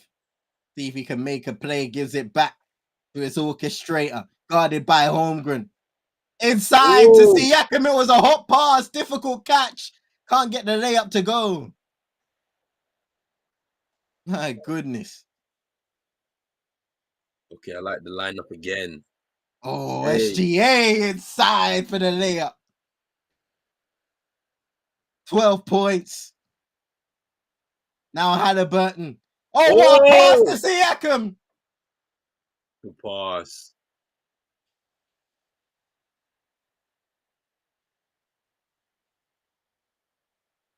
The timeout OKC.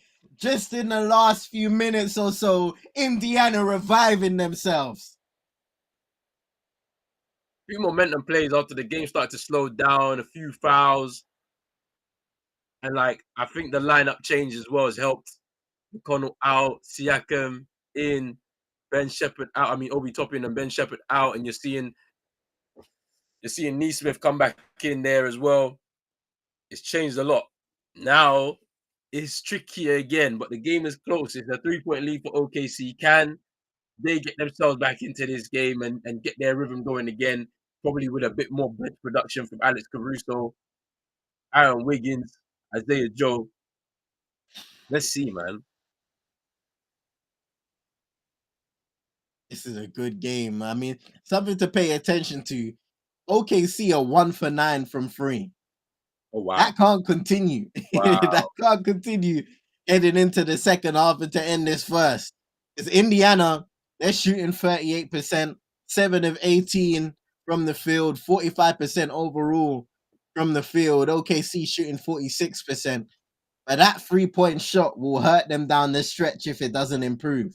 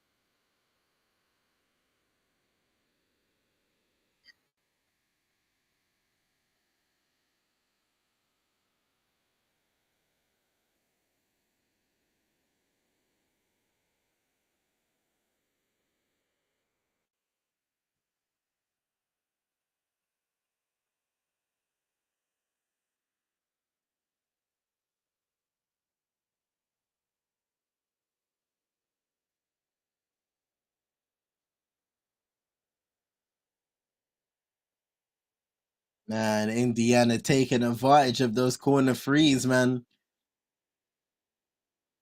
Multiple guys, Siakam, Nemhard, Neesmith.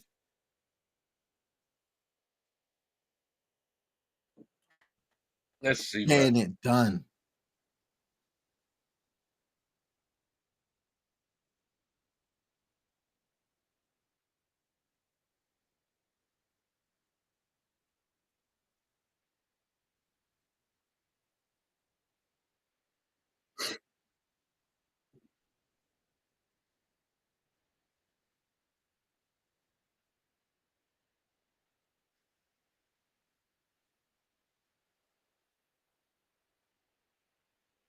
SGA doubled by Siakam and Nemhard as Caruso can't hit the three.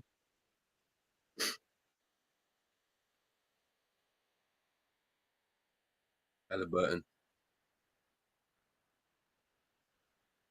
Looking to cook. Drives on SGA into Nemhard, putting up.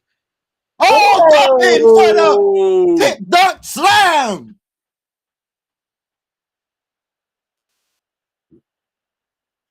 Obi Toppin's been really good off the bench, man. Yeah. Oh, turnover. Great double team from Indiana. Haliburton. The Toppin receives it back again. New door went down momentarily out of the play. Turnover Indiana as well. 2 minutes to go in the first half. Here's Jalen Williams. OKC leading in the points of turnovers department, and they'll add to that.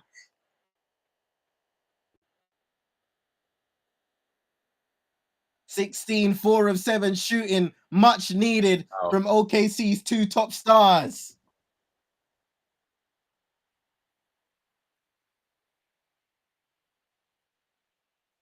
Look at that. Gets past Obi Toppin, holds him off with the left hand and lays it up with the right.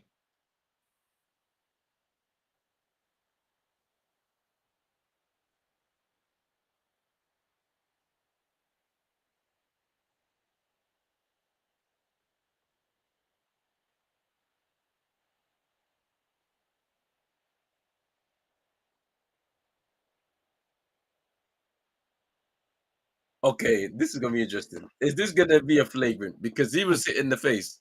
That's what they're claiming.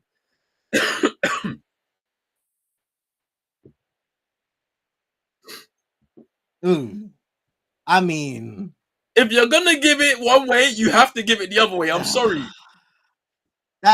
Listen, man. My God, if man. you're gonna give it one way, you have to give a flagrant here. I'm sorry. I understand. I hear it, but he's clearly there going for the ball. It's just of course somebody else gets the tip on the ball before him. Fine, but still, if you're gonna do it one way, we have to have consistency in refereeing. Yeah. I know you don't want to hear it, but we have to. They're gonna come in talking about wind up. They better. I mean, let's see. If that's the case, we've seen 2 bogus schools in this first half already.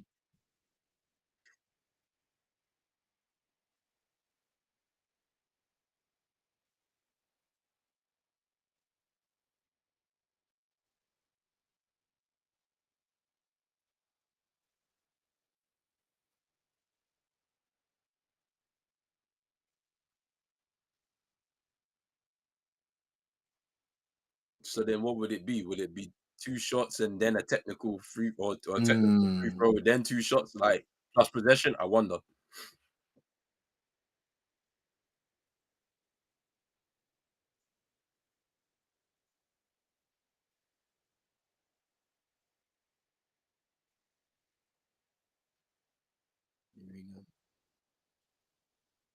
Yep. Yeah, let's do it. You had to do it. There's no way you could give it one way and then not give it this way. I'm sorry.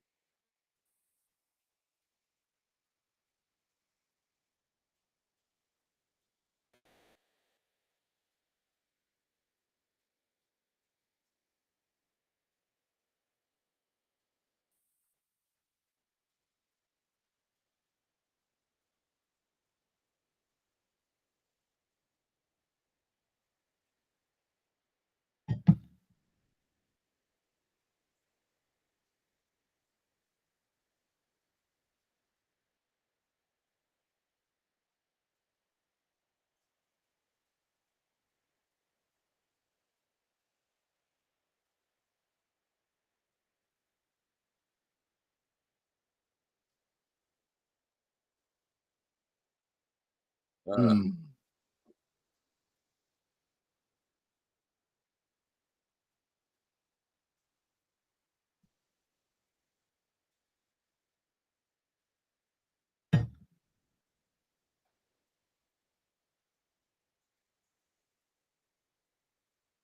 Two of them guys coincide Yeah, that I day. was just, Stephen A. and Kendrick I Perkins. just got this. Why are they wearing these suits with these guys' faces on it? Red thing. Siakam, lovely jumper there from the midi. Nah, that's wild, you know. Orange and sky blue suits. And you just got Kendrick Perkins and Stephen A. I just clocked that now. I was like, what the hell is that? Turnover. It's out of bounds. Indiana ball. High game. 120 to go in this first half.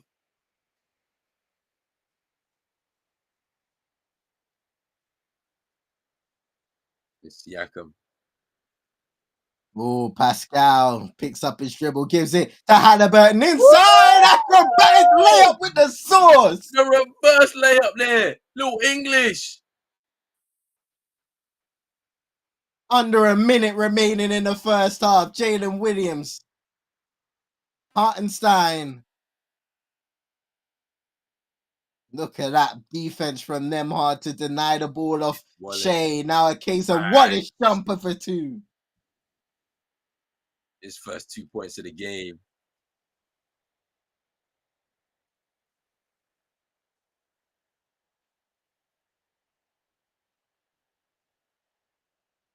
Well, Siakam, a little loose dribble, gets it back. Now Haliburton inside again. Ooh, and one! Wow! Look at that.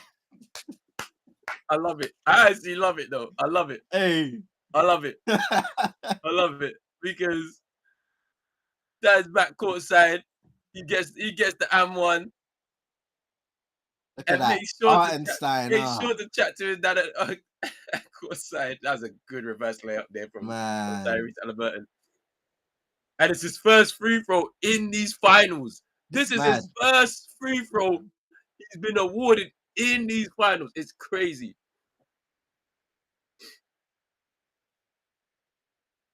Jalen Williams. Screen by Hartenstein to try and get Siakam off him. He succeeds on the second occasion. Guarded by Toppin now. Put up midi. In and out. That's unlucky. Indiana will end this half. Will they do it in style? Siakam into them hard, wide open for three. Misses. Smith are getting to go to end the half. But Indiana have a 3-point lead to take in to the third quarter, 60-57. A tough game in terms of defense, shot making at times. But Indiana have the advantage at home as they look to go 3-1 up. Big second half ahead. Shai has 0 assists in this first half. We need to see more. He needs to bring his teammates into the game. We gotta watch this. We gotta watch those numbers closely, because if he doesn't bring his teammates into this game, it's gonna be difficult for them to come out with the victory. We need a big second half from OKC. Oh boy, man, oh man. You know what? The scoring is very well rounded for Indiana. When you look at 14 points for Pascal, 8 for Tyrese Haliburton, 8 for TJ McConnell, 7 for Obi Toppin, 5 for Benedict Mathurin, 6 for Turner and Neesmith. OKC, on the other hand, you've got Jalen Williams, who's having a good game, 16 points, 4 of 8 shooting. Turned over the ball 3 times. However, Shai Gilgeous-Alexander with 12, 6 of 11. 11 points for Alex Caruso off the bench as well. 4 for Kenrich Williams, who's given some good minutes in the 6.5 he's played. 5 for Lou Dort, he's knocked down a triple. 6 for Chet Holmgren as well. He has 4 from the 3-throw line, 1 for 4 from the field. OKC need to find a way to shoot the 3 ball a lot better in this second period. 1 for 10, 10%. That is pitiful. 10% shooting from downtown in the first half. Haven't been able to get it to go. They've been very good from the line, 16 of 17. You mentioned sharing the ball, only 6 assists in the first half for OKC. Meanwhile, the Pacers have 15. 15 assists. 15 assists is really good. I mean, I've seen that number there, that 0 in the box score, in the assist for Shai Gilgeous-Alexander, and I'm saying, hey, I'm sorry, but this is a NBA Finals game. If you cannot do it all on your own, you have to bring your teammates into the game. I'm watching it very closely second half. Is he going to be sharing the ball a lot, or is he going to try and do it all himself? You see, Indiana have done a good job at times of doubling him when he gets to that kind of elbow area, the mid-range area where he looks to post up and take advantage of mismatches. They get the ball out of his hands quickly, and there's not exactly an opportunity to create an assist on the first entry. So it's up to the other guys who receive the ball from Shai to create, the likes of Jalen Williams, for example, who is that secondary ball handler at times. When Lou Dort is on the court, can he make a play? We know how good of a passer Isaiah Hartenstein can be when he's in the right area too. But it's been a very interesting game because I think both teams have gone on runs where they've looked to ascend. OKC, especially in that second quarter, for the most part, were frustrating Indiana with the calls that they were getting with the defense. Indiana were turning over the board, and then all of a sudden, those 2 momentum plays from Aaron Nesmith flipped it on its head, and they ended the half in a positive manner. So now OKC need to look at that third quarter as one that they need to put their stamp on, take the lead, and run away with the game, because in game 2, they did it in style. Tonight, I feel like it will be in different fashion. This will be an ugly win if they are able to get away with it, and they need to come away with that victory. Whereas the Indiana crowd, they're kind of riled up and ready for that premature celebration. I think OKC have it within them to control this second half in their favor and come away with a victory, close game. But Indiana, because I think for OKC the 3-point shot will start to fall. They're 1 of 10 in this first half. I think it will start to fall. They're not going to get open looks. A lot of them are going to be very tough and contested. I'm pretty sure of that.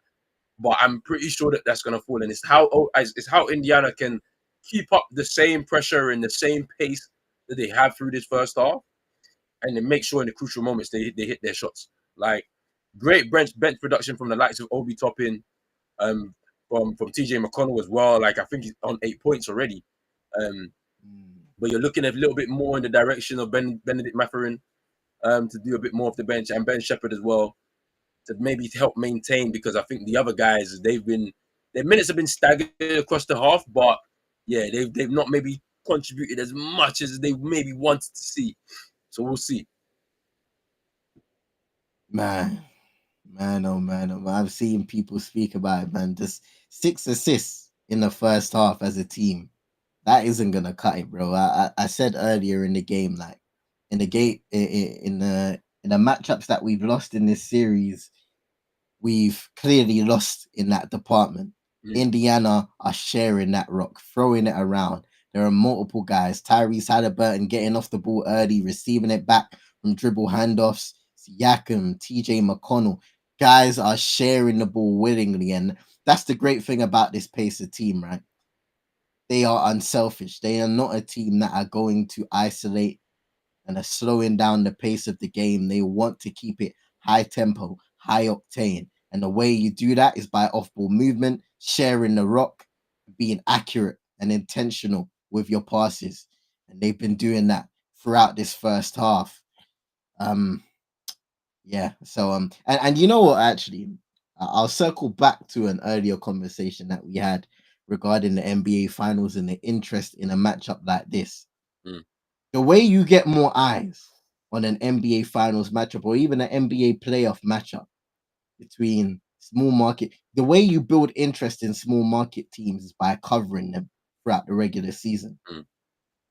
So, we all know the optics when it comes to TV deals and guys at ESPN. It will be NBA on NBC next season, or anywhere around the world wanting those big market matchups Mm. like the Los Angeles Lakers, the New York Knicks, and so forth. The teams that have been popular and in the eye throughout the history of the game. But you have to give a fair shot to the likes of the Indiana Pacers, teams that are having good seasons and are going under the radar. You only allow them to go under the radar because you're not covering them enough. And you're not showcasing the reasons why they are winning as many games and having the successes that they have been having throughout the regular season and, of course, the playoffs. Mm. You have to begin building for the NBA playoffs and the NBA finals from day one, game one of the NBA season, week one of the NBA season, NBA tip-off week. You have to start building for the playoffs and the NBA finals. Otherwise, you're going to sell yourself short in an era of parity where you have different teams winning a championship every single year, but the viewership is dropping. Yeah. We don't have familiar names anymore. So the onus is on the media to find a median, in a sense, where, of course, you've got to feature the big market in terms of viewership, in terms of popularity, but you've also got to build the game's popularity by giving a fair shot to the small market teams and showcasing why they are also as good, if not better, than some of the large market teams as well. Yeah. It's so true, man. They have to do a better job. I think now, because of the amount of money in the game, you have stars like spread right across the league. So as long as these rosters are constructed in ways that will kind of like, as you mentioned, like kind of lead to success from day one, you're gonna see different teams in these NBA finals from now on. You're gonna see it. So next year, I expect to see potential. On the East, you never know. To be honest with you, it could be the Pacers again. It could be Miami. Who knows? Who knows? I don't know. In the West, you're looking in the direction of the Timberwolves again. You're looking at OKC again. You're looking at San Antonio potentially with what could happen there. You're looking at Houston with what could happen there. Like, it's gonna be interesting to see, honestly. It is, man. It is. It is. And like the East is so funny because, like, literally, it could be anybody.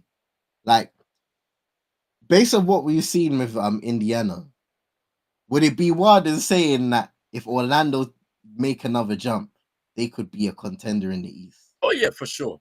Like last year, we saw Banchero out for I think 39 games of the regular season. If he was healthy, like for most of the season, I think they don't finish where they did. They finished in the play-in, right? I think they finished a little bit higher, maybe fifth seed, kind of similar place, maybe where the Pacers ended up, fifth seed or something. And they have a big chance. I mean, they didn't get much production out of the likes of KCP. He's he's a few years on from him being, that really like premier on-ball defender that he was for the Lakers and the Denver Nuggets. They may have to move off of him. They may have to move off of Jalen Suggs potentially because they need a real true point guard in there. It's gonna be interesting to see what happens, to be honest. But let's see. I'm just gonna get myself a quick drink, bro. I'll be back. Say no more. Say no more, bro. Hey, ladies and gentlemen, while we're here, halftime. If you are watching, let us know what you thought of the first half in this game and what you think is going to happen in the second half. Hit that like button if you're on YouTube. Subscribe to Pros Only Sports. Share to your friends and frenemies and hit that notification bell to know when we go live on this channel. NBA playoff watchalongs, the big free NBA review show every Thursday. It has been every Thursday for the most part throughout the entirety of this NBA season, as we've covered. We've spoken about hot topics in the league. We've spoken basketball. The big three have been here. Chino in his sauna, the demotions, the BBL. He went from the NBA to the G League to the BBL real quick. Shout out to the British Basketball League. But he has to work his way up again. But then again, he may be playing in NBA Europe. So who knows? Who knows? But yeah, people, make sure you look out for what's going to be happening on Pros Only Sports throughout this summer as the sporting season comes to a close and the new one will be approaching quicker than ever. It's a big second half for both teams, but OKC more than anything, that dreaded 3-1 is one step closer to despair. Not just for the fan base, for a team, but for a team who have had an exceptional NBA season. First seed in back-to-back years, MVP and Shai Gilgeous-Alexander, multiple All-Stars. They'll want to seal this season off with a ring. But it's not going to be easy against an Indiana side that are playing with intensity at the top of their game. On the defensive end as well, have made an exceptional jump in that department. Offensively, have multiple guys that are willing to step up and answer the call. Not just Tyrese Haliburton. You've got Pascal Siakam. You've got Andrew Nemhard, who in a game in this series made a big clutch step back triple when they needed it. Neesmith, Obi Toppin with those timely buckets. Miles Turner on defense with those timely stops. How are the likes of Chet Holmgren going to respond? It's been good to see Jalen Williams efficient in the scoring department. Shai Gilgeous-Alexander has looked a little better in the moments where he's chosen to be aggressive and get to his spots. But it's going to have to be, for me, a third quarter explosion where OKC put their stamp on the game and say, nah, it's over. We're going home and we're ready to take over in this series.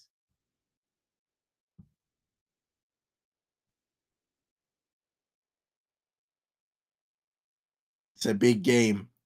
We're looking at when game 5 will be. So game 5 in OKC will be Tuesday Tuesday 1:30 a.m. Say no more. So Tuesday 1:30 a.m. and then game 6 back in Indiana will be the Friday. So most likely we'll probably be back for that one still. Friday Watchalong, we'll see what the availability is. But man, oh man, oh man. Some important games.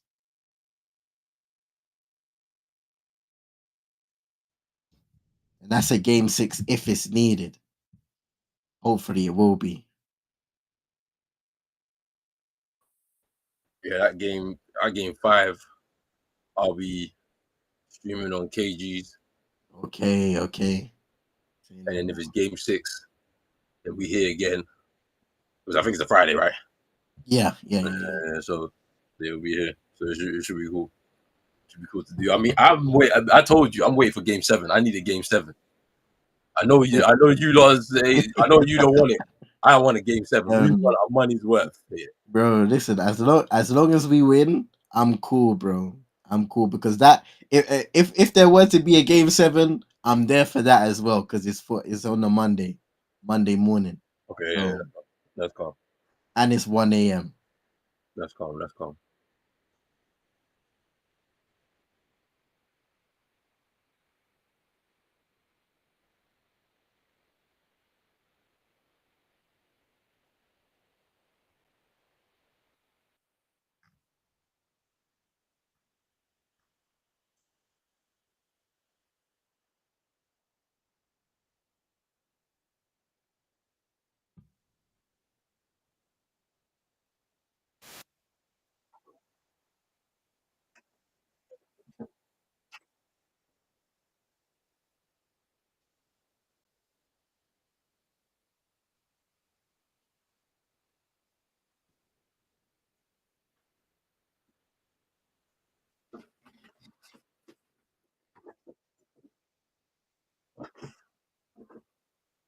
keeping it checking in, saying what's happening.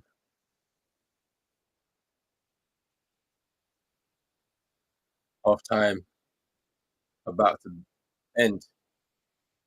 3-point lead. Put it in your paces. Let's see what happens. Second half.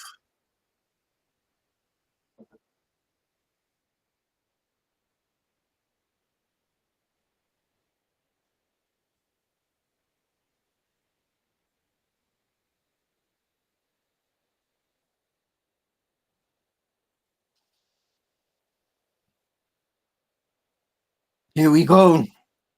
3-point lead for Indiana to start the third. How will that look at the end as Miles Turner, nice pass to Siakam, Neesmith for three, misses.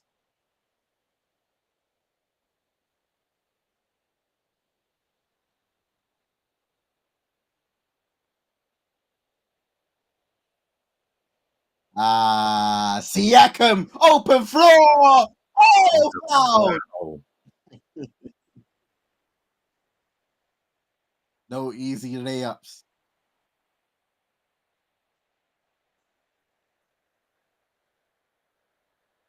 It's a loose dribble by J-Dub again. And he's been a culprit on a few occasions now, turning over the ball in situations like this. Giving Indiana the opportunity to push the pace in, draw a foul, get a layup on the other end.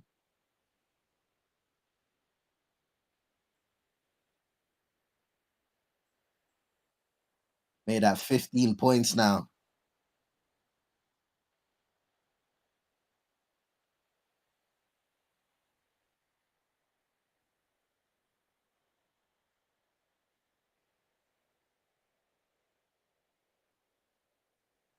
Can you imagine? 3 first rounders for a former NBA champion. I'm still looking in my Mikal Bridges 5. There's been some wild trades in the last few years in the NBA. I can't believe Listen, Mikal Bridges is an exceptional player, but that value and the production that he's given to this Knicks team, kind of looking a little booky now. I don't even know why he didn't even do anything in Brooklyn.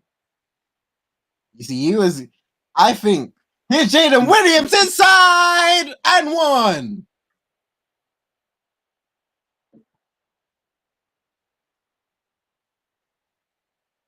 But back to Bridges. I know when they kind of gave him a bit more responsibility on offense to do his thing. And I'm not sure if that's what kind of gave New York an inkling that potentially he was going to be more than what he has been thus far as a player. Yeah. But I mean, you always take it with a pinch of salt when a player on a bad team who usually isn't a high volume offensive player is given that role. Yeah, it's a weird one because why would you give that up knowing him coming to the team? Jalen Brunson is the one that's going to have the touches of the ball. He's going to have way more touches of the ball. The offense runs through him. So it's like, why would you do it? Like, unless you was deciding, okay, let's kind of share the ball a little bit more, give him some more touches. Like, it's a weird one. It's a weird one, but my head is still hot, man. I can't believe it. If you're a New York fan, that's Shet Holmgren for 2. Tough drive inside. 8 points for him. Ooh, Nemhard. Step back midi. Yo, big up to Riri on the YouTube. Big up. Thanks for tapping in, sis. We appreciate it. It's J-Dub putting up on Siakam short. The tough shot. Ooh, Nemhard. Yeah, puts it out. Top of the key. No. And he just hasn't got it going, Miles Turner. He's missed all of his 3-point attempts in this game so far. He's 2 of 6. He's 2 of 7 now, Miles Turner, in this game. Jaden Williams way off again on the triple. They just can't hit a barn door from downtown OKC. And that is not a good omen. Miles Turner inside with a drive, draws a foul.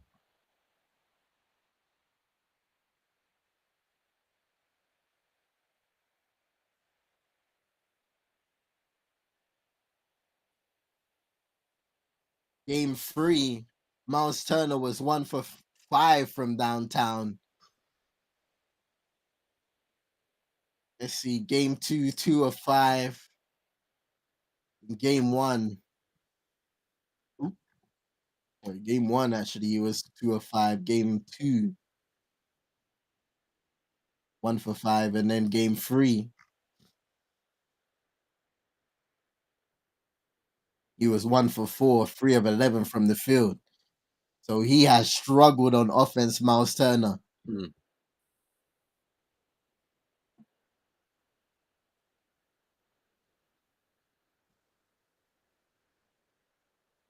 Super Nick saying, checking in, what's happening? Hey.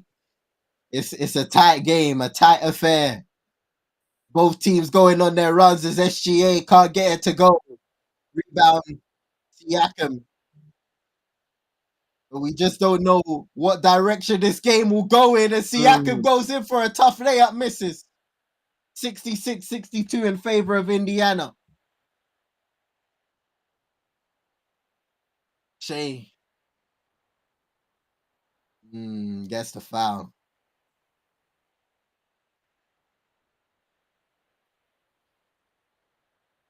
That'll be on the floor, I think.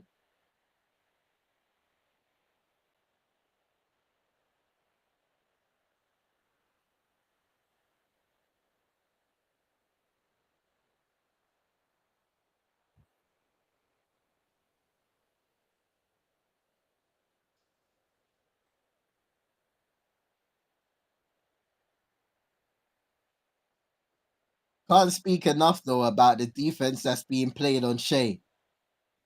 Great players sometimes most of the time rise to the occasion, but that doesn't take away from the exceptional defense being played by Andrew Nembhard. Yeah, it's true. I've loved the job that Nembhard has done on Shai. Like, really just kind of made it so difficult for him to get what he needs in this game, to be offensive, to be honest.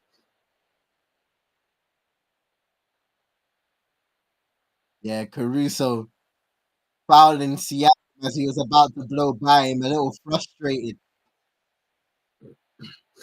I like this though. It's aggressive on both ends. Like, it's aggressive for both teams too. I just look at this.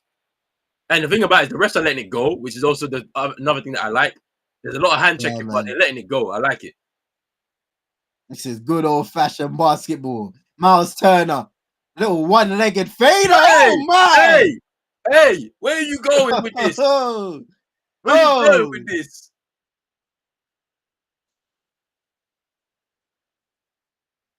Ten points now for Turner. Here's Shai putting up with the midi. Got it to go.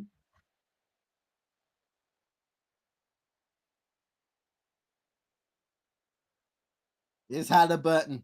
He'll be looking to get into the game. A little foul on Shai.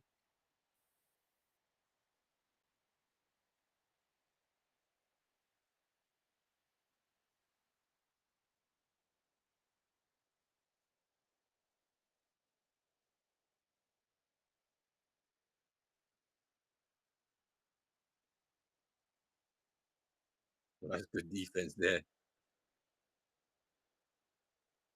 Shai just poking it out of the hands of, I think it was Obi Toppin there. Oh, nice pass by Shai into Chet Holmgren inside. J-Dub tried to keep it alive, but no.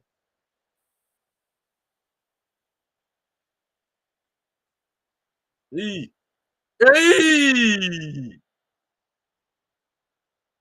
Timeout OKC. Pascal Siakam with the 3.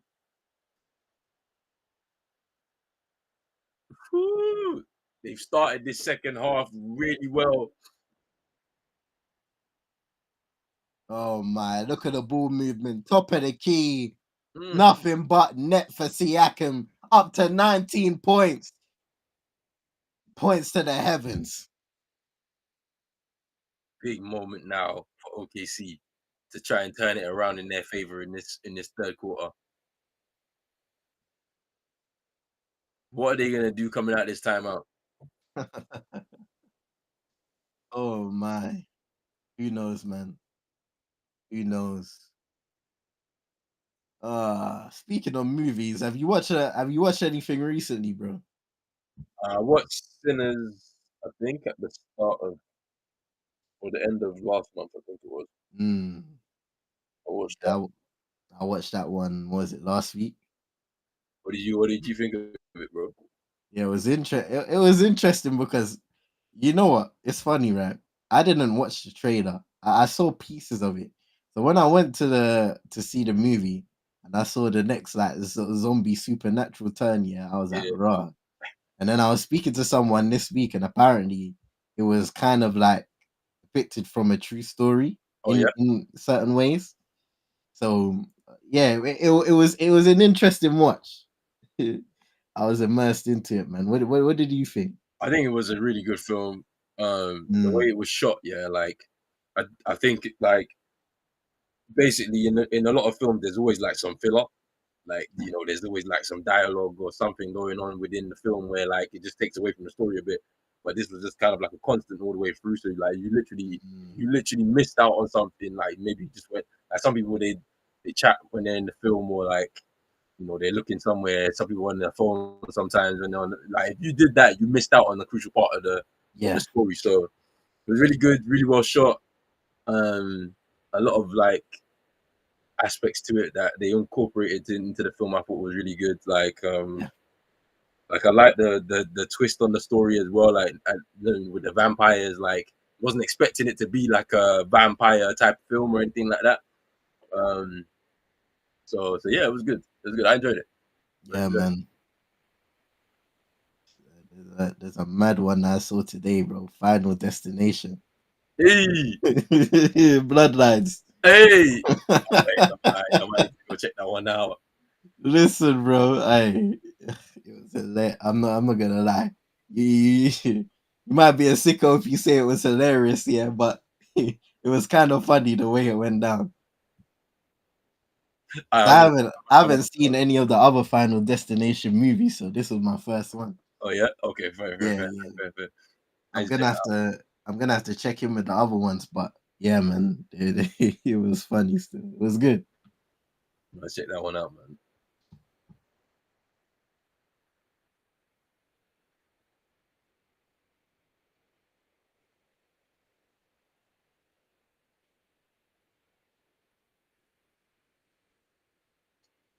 Man, we spoke about eventually the 3-point shooting coming back to hit OKC where it really hurts, yeah. Even though Indiana's efficiency has dropped ever so slightly, you can't run away from being 8% Mm. from downtown if you're Oklahoma City. Shai Shea, hasn't been to the free throw line just yet. and he started off this series scoring the most points in his first finals out of anybody. And since then, games I'm 3, going to games 4 bed. tonight, he is struggling. And that suffocating defense is taking over. What you say, Chino? I'm going to bed. It's over. Hey, relax, big man. It ain't over.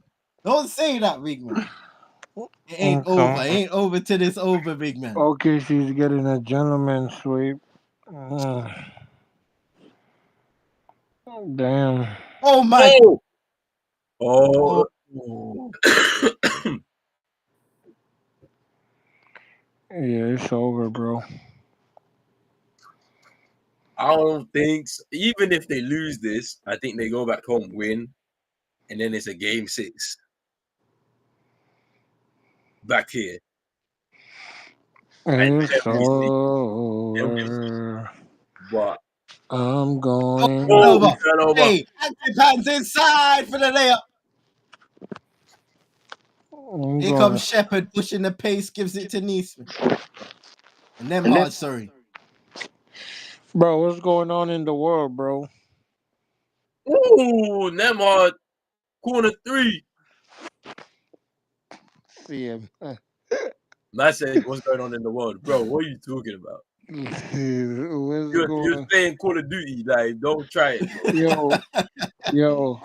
Hey, bro, it's playing Warzone with the TV, though. Man said I was in Nuketown, bro. You need to relax, bro. Talking about what's going on in the world. You know what's actually going on. Hey, pray for me. I'm going to sleep, man. Hey, what do you mean you're going to sleep, bro? I'm tired, bro. My eyes are burning. Bro, what happened, bro? It's 2-2-2-2, bro. It's 2-2-2-2, bro. It's 22-22, bro. Yeah. You know what it's over here. 03-22. Yeah, I ain't dedicated like that. Cause when I move over there, I ain't about to be up watching that shit. Hey, you'll be watching, You'll bro. be You'll be watching. if KD goes to the Heat, you definitely will be. I ain't gonna lie. Easy money sniper. Easy money sniper. It's Haliburton. Kicks it out to Obi, Toppin, pumped, gives it back. Tyrese from way downtown misses. I don't know what In he a was shot doing clock there. violation. I don't know what that was about. Who I don't did know he why he kick it did out that. to? CM? Huh? CM, who did Tyrese kick it out to?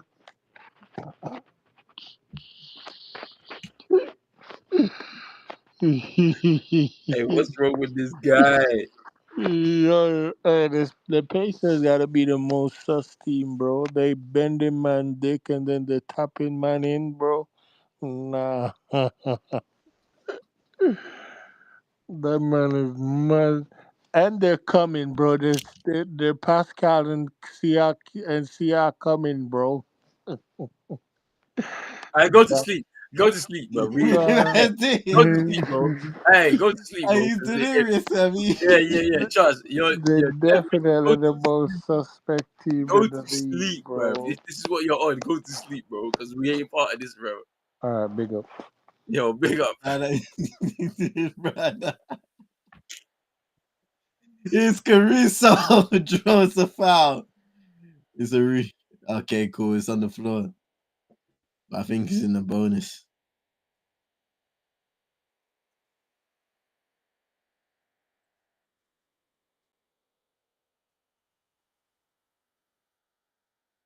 Oh, Chino's gone. He's gone, man. He's He's asleep, bro. gone. The guy is sleep talking, bro. Still, with all the struggles we've spoken about, it's only a 4-point game. Both teams in the bonus to end this third. 5 minutes.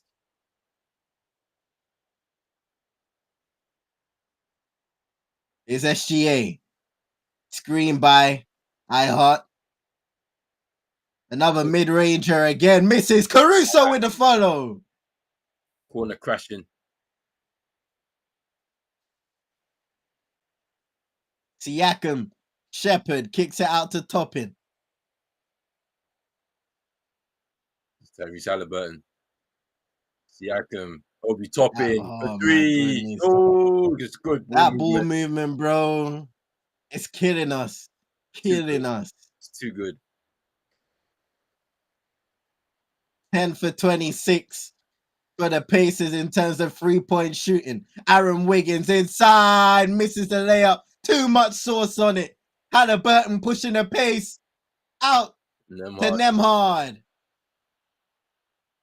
Topping in the corner again. Timeout OKC. Check. 13 points for Obi. 7 assists for Haliburton.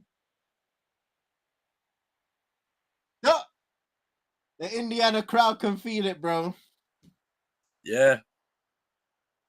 And I'm afraid. This is looking like problems right now. There seems to be no sign of improvement, especially when the Pacers are shooting in this manner, getting up the floor, rebounding the ball, getting up the floor, and punishing OKC on the fast break. This is crazy, though, when you think about it, man. The Indiana Pacers, I don't think any of their fans would have expected them to be in this position where they're 2-1 up in the series in the finals, and they're like a quarter and a half away from taking a 3-1 lead and being one game away from being crowned champions in the NBA. I don't think any of them expected that at the start of the season. I don't think any of them did. Man. It's a crazy situation to be in right now, and it's like you got to shout out Rick Carlisle. You got to shout out their front office for the moves that they've made to be even in this position right now. But it's not over. OKC have an opportunity to come back. They can get in back, quick fire, keep the game close, and then get to that fourth quarter and see if they can close.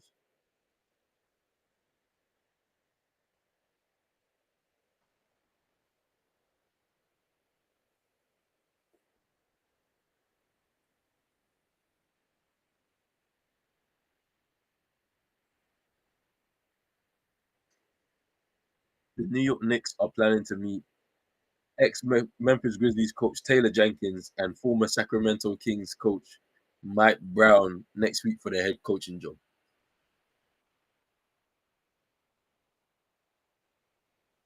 Mm.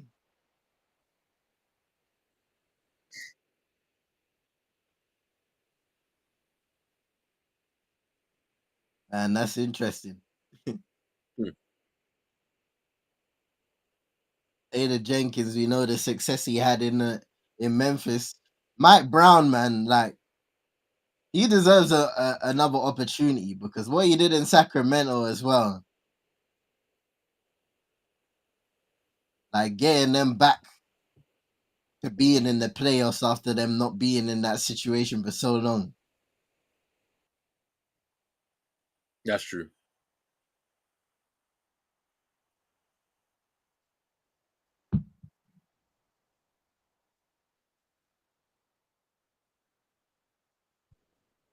I think I wonder what's gonna happen there because that New York job is very tough. Yeah, There's a lot of there's a lot of expectations there. Like I mean, I think Mike Brown can handle it, but yeah, I think it's tough. I wonder what they're gonna get, to be honest.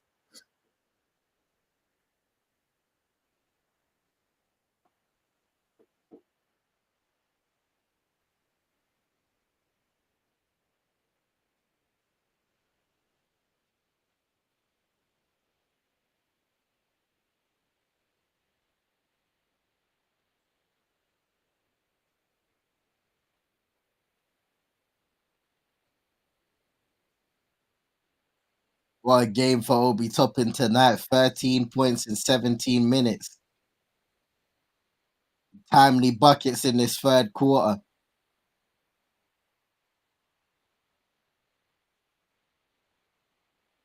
An 8-point lead for Indiana. 4 minutes to go in the third. Crucial 4 minutes if you're OKC.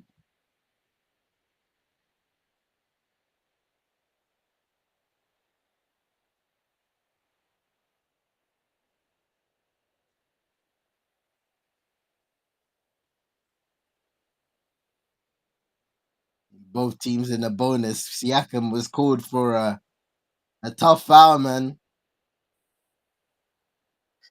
What do you say, bro? The extender. I mean, Caruso missed the first. I mean, we need it. We need it. We need it. Any help you can get.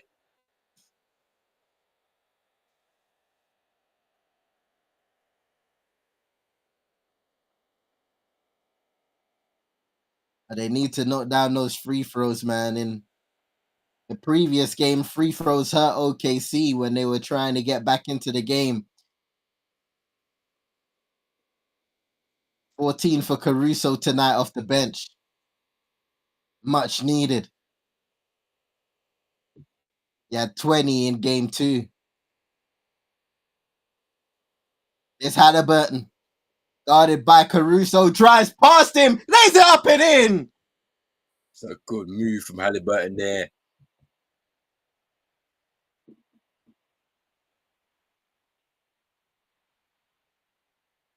Out to Caruso for three, and Siakam falls and he capitalizes. How about this performance by Alex Caruso off the bench? 2 of 13 from downtown. And bro, second 3-point of the game. Hopefully, we start to see more going down now. Here's Jaden Williams, screen by Shai. Gotta take more. The Pacers have taken 27 shots from 3. Oh, little Williams can't get it to go, and it's a yeah. foul on Ludor. It's a Loose foul. ball. Yeah. Too aggressive there, man.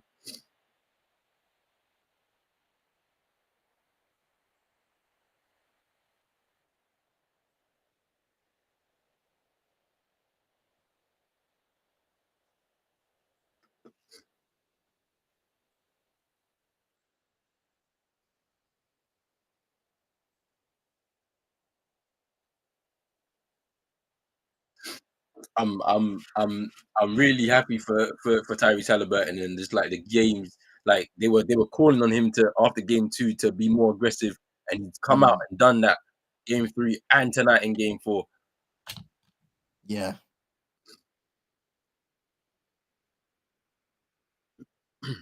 He's gonna get some rest now. 2:47 to go. Nemhard's about to come back in. You see, the thing about players like Tyrese is there won't always be stars in the league who are high volume shot takers and scorers. But there will be players who can impact the game in a multitude of ways. And that's Tyrese. He's like a hub for this offense in terms of shot making, shot creating, shot taking. He does a lot of things for this Indiana offense, to the point where he doesn't need to put up 25 plus points every night for this team to be successful. Yeah, he's essentially the system for the team. And he plays the game the right way as well. Does a lot of the other things that maybe you don't expect from him. He rebounds really well as well. You know, some of the fundamentals in the game that like he's got that at the heart of his game. So he's gonna come through for the rest of the team too, and he's always there to try and make his teammates better. That's the most important thing. Oh, he's got to shoot this. Let it go. Blocked by Toppin. Shot clock violation. That's great defense there, man. Great defense. Obi. Obi Toppin. Oh, Obi doing his thing in this game, in this series, in pursuit for a championship. What a turnaround for him in his career as well. Ooh, nearly turned the ball over there. A player on the fringe in New York is stopping again for the Gem. It's running away. Largest lead of the series for Indiana. 10-point lead. Wow. No game has been more than 10 points. Whew. Whoa, 8-second backcourt violation for OKC. Oh, no, wow. They are losing it to end this third quarter. Look at this drive by Siakam. Baseline cut by Toppin in a two-handed jam. Jaden Williams taking too long to cross the half court, and it's another OKC team turnover. It's that inexperience there, man. Ooh. Here's McConnell. Crossover. Jumper in and out. Toppin with a rebound. Foul. Free throws. Ooh. It's a foul on OKC. Wow. This is a nightmarish ending to the third quarter if you're Oklahoma City. Indiana's offense flowing like a river. Wow.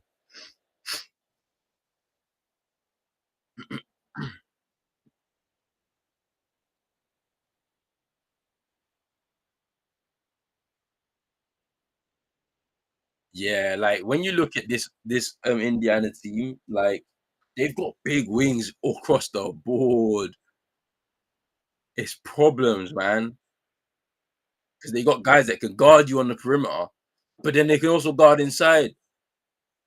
Oh, he missed both. That's gonna be crucial. Shai. Too short. And he doesn't get the foul call. He has not been getting those foul calls with the same level of frequency as he did in the first two games. Shai Gilgeous-Alexander.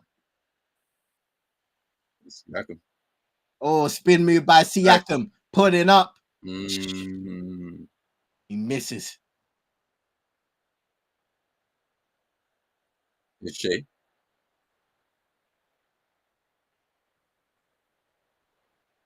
Crowded. Oh, misses again. SGA is struggling offensively. He started the game relatively well, but has fallen off a cliff once more, looking rather sluggish once he gets up the floor. Siakam pulling up on Chet Holmgren, way off.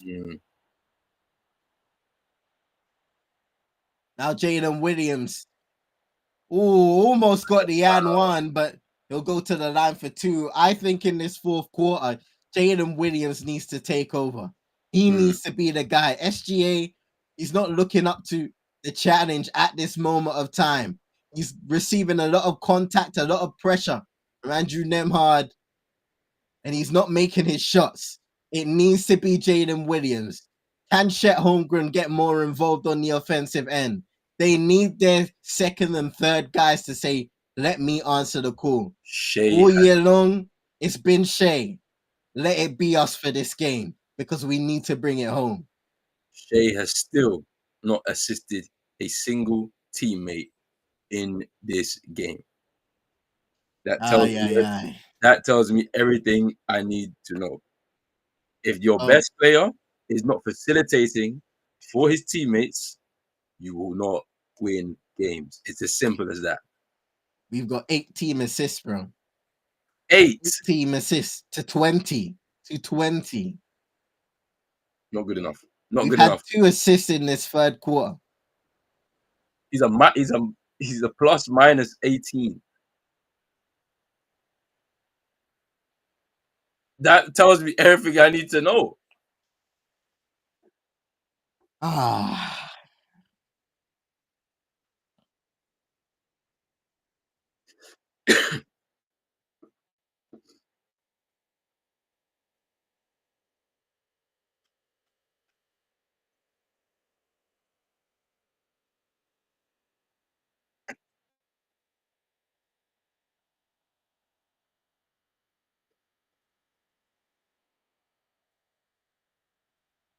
And then you see Obi Toppin coming back into. You're like, yeah, this is long.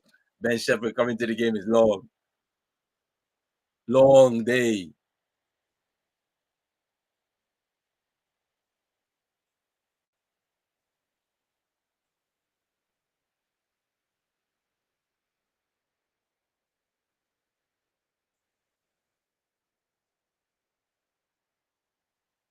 Siakam misses the second, and OKC have an opportunity to see out this third quarter.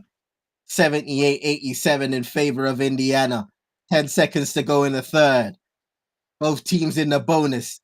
Jalen Williams going to work on Mathurin, fading away. Nice. Tough shot to go. Nice. And still, it's only a 7-point lead for Indiana. With a fourth quarter to go, I'm looking in the direction of Shai Gilgeous-Alexander. It is your time now. If you do not take your team home, yeah, it's problems, man. It's definitely problems. Yo, big up to everybody who's in here right now. Make sure you're hitting the like button, subscribe button as well if you're new, if you're on the YouTube. On the playback, we're here. Man, like CM in the building. Chino was with us. He left. Hey. He's sleeping right now. Delirious. CM, what do you think are the keys for OKC to win this fourth quarter, man, and win the game? Take it back to I know it's kind of uncommon down the stretch, but we need to get that ball moving, bro. SGA offensively is not going to win us the game. I can confidently say that. I wanted to see Jalen Williams say, "Let me take over. Let me be the alpha." But that doesn't mean a string of possessions where you're isolating and the offense is slow and lackadaisical. We need to play with speed. We need to play with poise, drive to the hoop, and create shots from that. Doesn't always mean taking tough fadeaways and J's in the mid-range area. But if we can create shots in the corner, baseline cuts like what Indiana have been able to do, then we need to find a way to get that ball moving and get some assists on the board.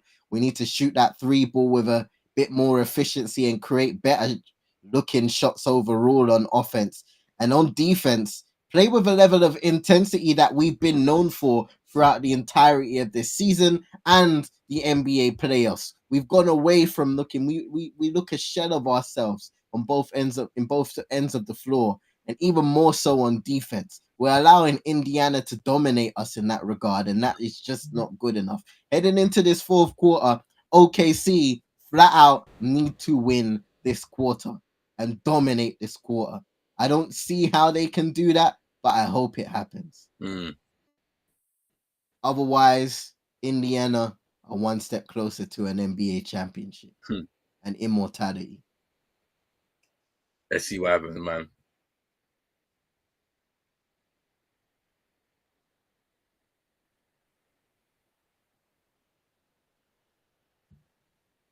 Man.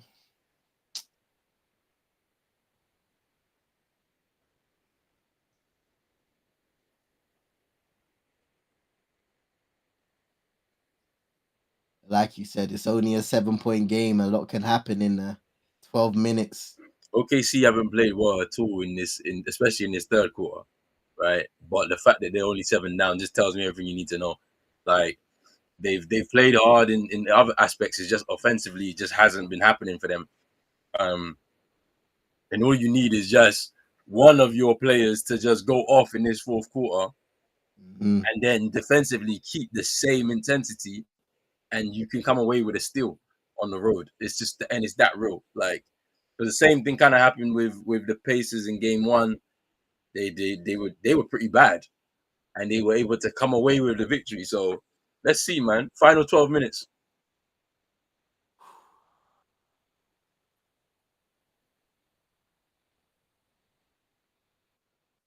Nah, this is crazy. Yo, hey, let me. Is there a way to what's it called?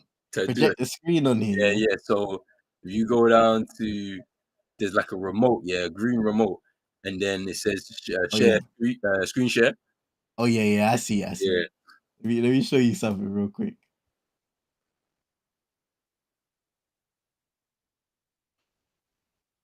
No way. Bros, please. See, look, this is why I don't like. What's going on, Stephen A? I don't like this. I swear down. Yeah. You know what's crazy? This is a guy that will come and sit on TV every day. He gets paid to sit on TV to talk about basketball. He's at the NBA finals. He's playing solitaire. Come on, man. Bro, what is this? What is this? Like, that's crazy. I don't understand. I don't get it. But it's wild, bro. It's wild. That is a hilarious catch, man. That is crazy, man. Stephen A. Smith playing solitaire in the NBA finals. Not another turnover. Oh my! Top it with a slam. Crazy. Not a way to start this fourth quarter for OKC. Here's SGA. Gets past them hard, pull up, misses again. Why is he not passing the ball to a teammate? They're open. Neesmith, 3. Ooh.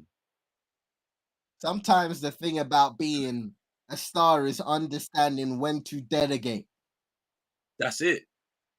He's just not delegating. And I don't want to hear the whole, oh, he needs help. He has help. There are players there.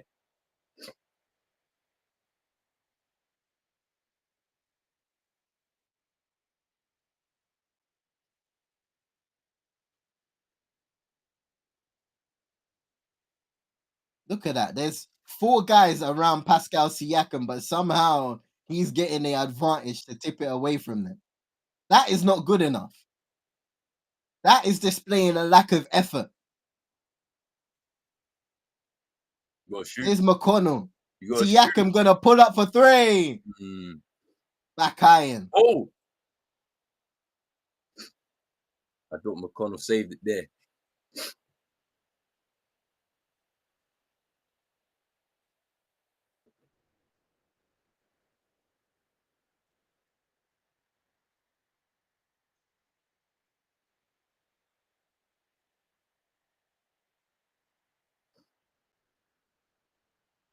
Caruso over to Chet Holmgren. He pumps, drives, spins, and foul. Oh yeah, I think it's a foul. I think it's a foul. Carlisle does not like the call. Let's see this. I think it's a foul though. He pumps. Yeah, it's a foul. It's a foul. Mm. It's a foul. Like they can be upset about it all they want, yeah. But like, look, And these are now crucial free throws. Every single time OKC gets to the line, they need to be perfect.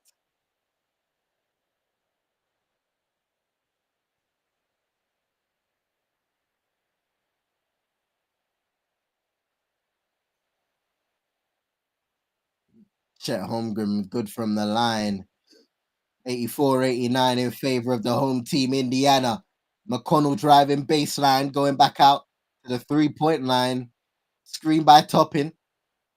Now McConnell guarded by Sheck, gives it to Nemhard, receives it back. no Turnover. Oh. Good hands by SGA. The fact that he's running the offense when you've got Nemhard there don't make any sense to me.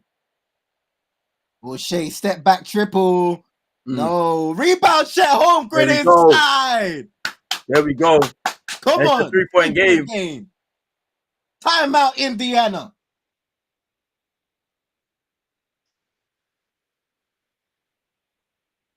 I like this. They've come out fourth quarter aggressive. Defensively, they've been good. And getting some timely buckets, couple of free throws, they're right back in the game. Shout out to Chet Holmgren.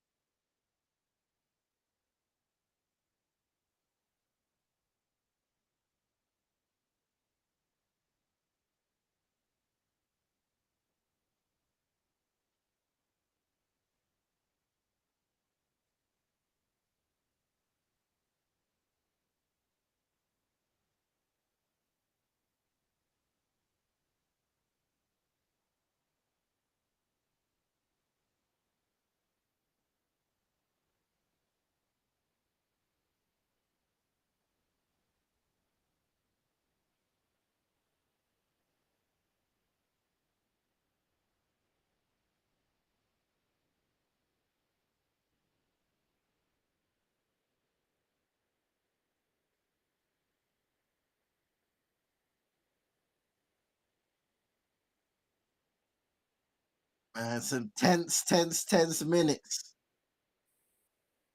Yeah, I want to see what's gonna happen here because only 3 down. There's an opportunity to take this back home and say like, look, forget game 4. It was a bad game. We stole a win, and we give ourselves another opportunity to stay alive in this.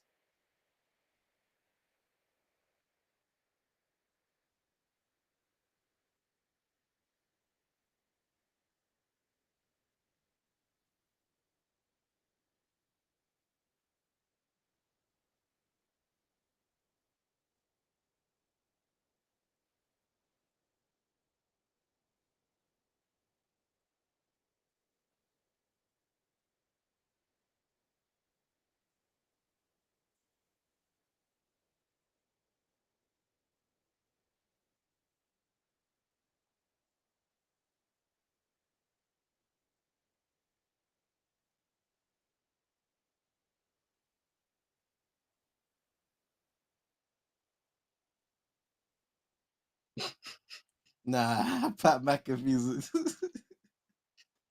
Yeah.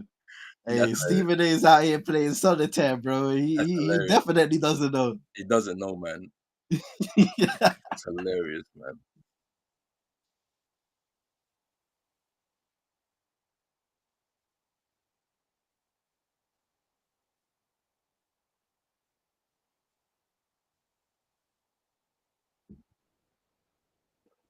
I can't believe they showed that on like national TV. Like this is like super biased and everything. It's crazy. Favorite thing is Turner. This is another triple. And it's another foul on the floor. Kenrich Williams called for the foul. Or is it Shai? Yeah, I think it's Shai.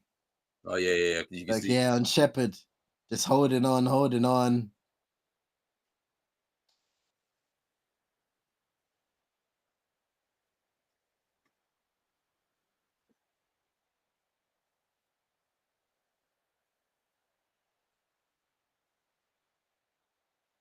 Ooh, Neesmith putting up.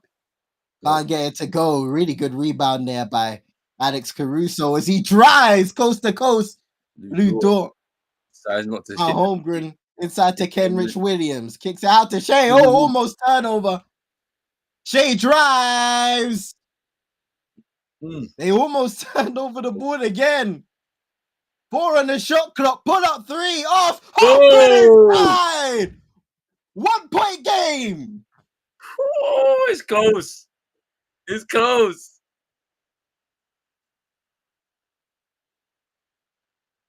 $14 and $12 for Shai. Ooh, see, I can Yeah, another turnover. turnover. And it's a chance here to retake the lead. It's Shai. SGA Slivery inside a foul. Yeah. He was fouled. Woo. We have ourselves a game. I'm telling you. And this is what we weren't seeing in that first half. OKC beating Indiana to the offensive rebound or the defensive rebound. Chet Holmgren now on multiple occasions. Important offensive boards, second chance opportunities converted. And that has helped OKC eat away at that Indiana lead and have a chance to take the lead in this fourth quarter.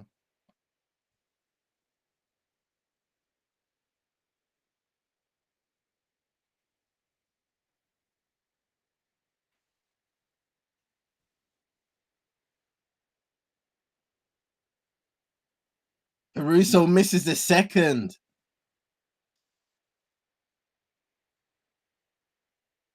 7-0 run now for OKC. How will Indy respond? No.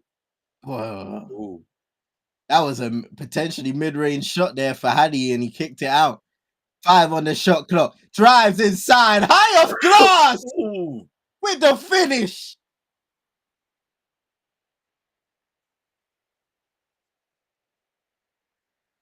That's crazy.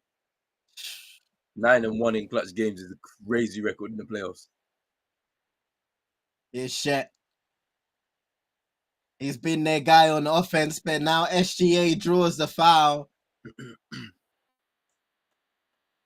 And to be fair, they were in clutch games a lot last year in the playoffs too. All 4 games of the Eastern Conference Finals against the Celtics were clutch moments. They lost all 4 of them, but they've already experienced it, so they're comfortable in those scenarios. So I'm not surprised that their record is 9-1 this year in a clutch scenario, and we're getting close to that situation. Chet on the ankle again. Has to take a seat. He has to take a seat. After that earlier kind of twist of the ankle, you can see, but he's playing courageously. Here's Jalen Williams layup. Oh, again, it's beautiful. Behind the back, left-handed layup. Tie game. 91 apiece. Here's Nemhard inside. Just threw it up. Travel. Oh.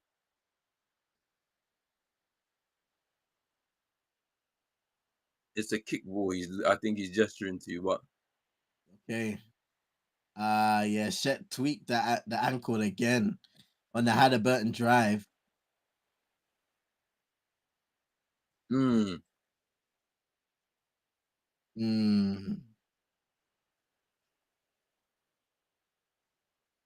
25 points tonight for Jalen Williams.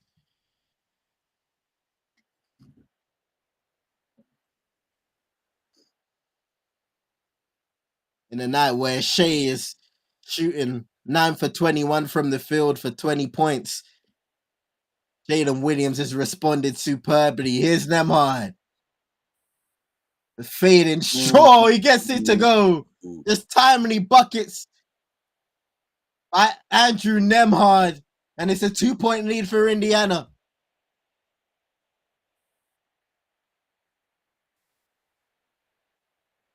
Jason Wallace tries to float it up to Hartenstein. Turnover. 6.5 minutes to go in the fourth. Nemhard. Obi Toppin trying to set the screen now, going away from the play. Handoff to Haliburton. Top of the key. Neesmith. Pump fake and fouled. Yeah, it's a foul.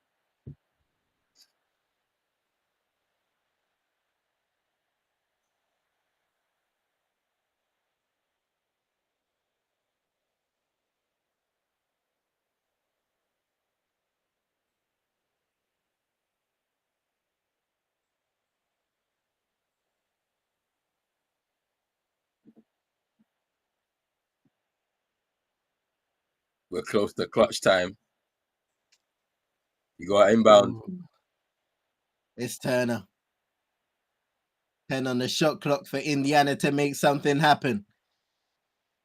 Nemhard. Tough drive, just throws it up, misses. Turner.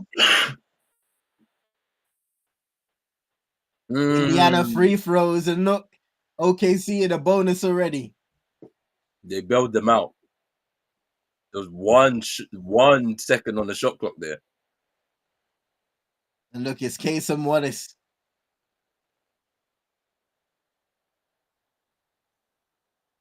Indiana shooting free throws for the remainder of this game. That could be big. Miles Turner knocks down the first, gives them a 3-point lead.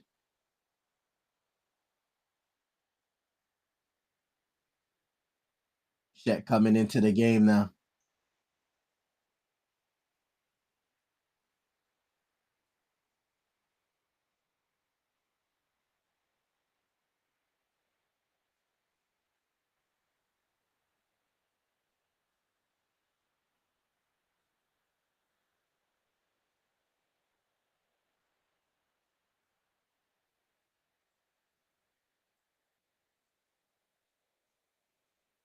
Oh, gets the bounce. Miles Turner. Ay. Okay, they called a foul on the inbound there. Just a little overzealous there, Miles Turner.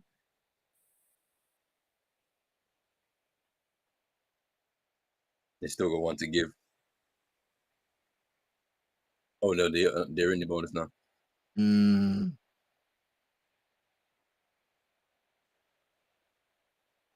Usually you want to hold on to those fouls, especially for late game scenarios. Now it's gone.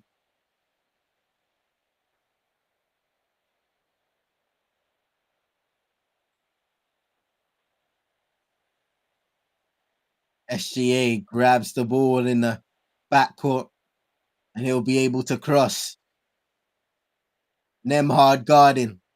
Crossovers to the rim. Heart and side stripped. Gets it back. Lays it up in. Big play. 2-point game.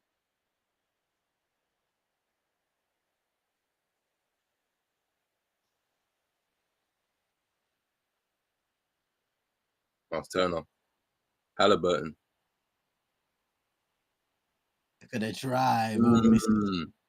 Opportunity now for OKC to take the lead. Or at least tie. Haliburton tried to go high off glass again, just too much. Williams again inside. Tie game. Answer the call. Here's Nemhard. Neesmith was about to pull up. Doesn't get his footing right. High off glass. Haliburton gets it right that time around again.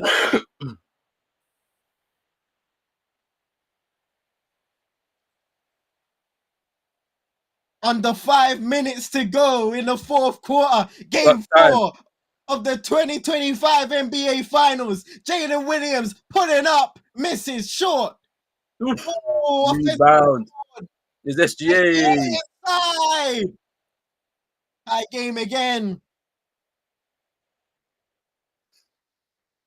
Clutch time. Still no assist for Shai Gilgeous-Alexander in this game. Listen, that's going to have to change if OKC stay in this series as Haliburton draws the foul.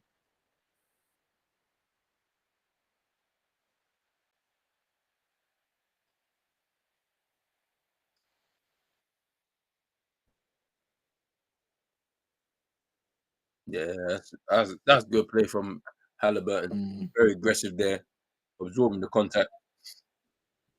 And this is a guy who prior to this game had not shot a single free throw in this series.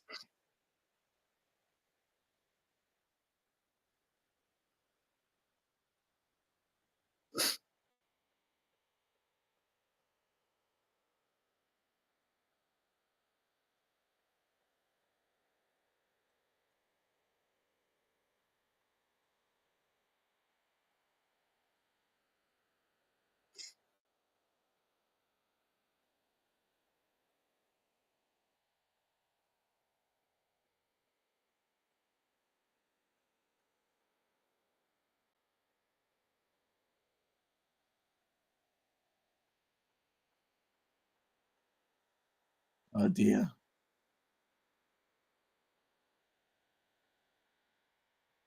What's going on here? Yo, what's happening?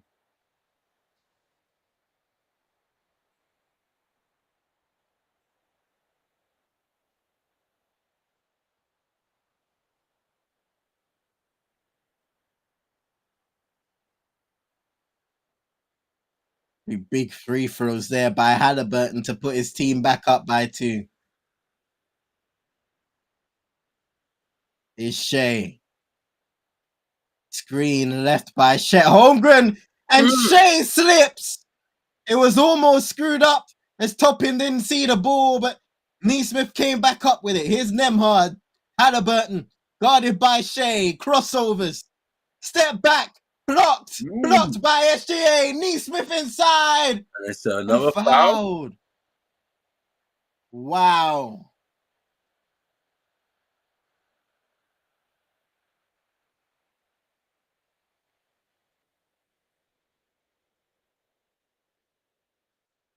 Ooh.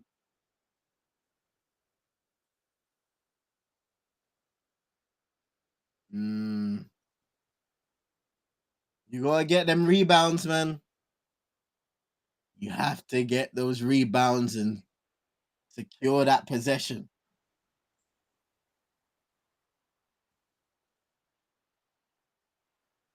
OKC timeout. Need to talk it over. Potentially could be down by 4 with 3:52 remaining. If Neesmith makes that second. Tough.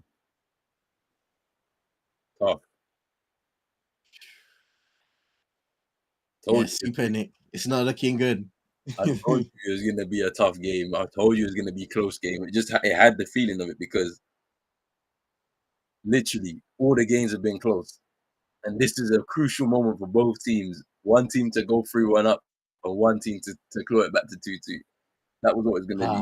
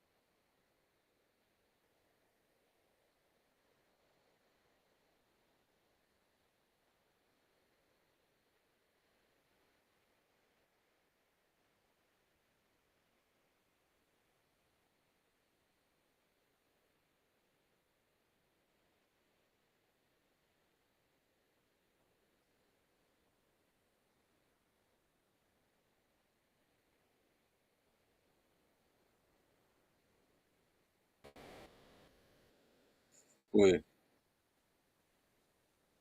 this is a tough game, man. I don't know what's gonna happen here. I have no idea. I have no Bro, idea. I can't wait. I can't wait to see what happens. These final 4.5 or 3:52. it's after 4 a.m. in the morning. I'm here stressing with this bright light shining in my face.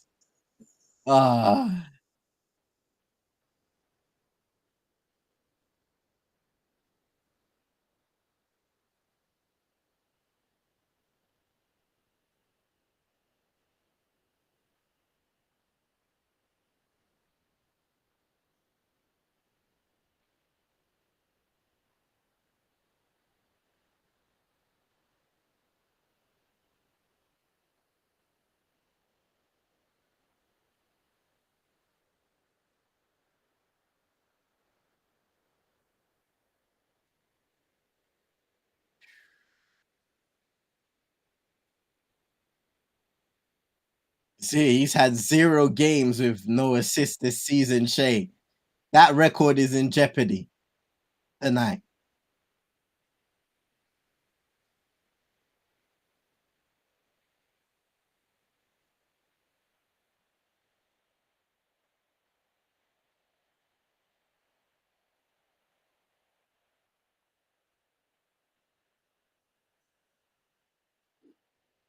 Indy up by 4.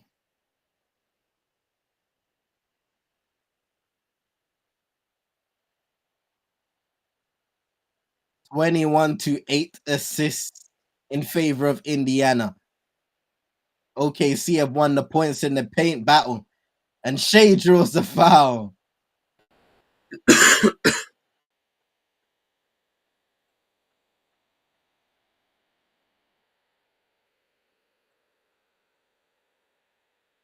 It's able to take advantage of that hand staying a little too long on the right arm of Shai. That's 5, I think, on Neesmith.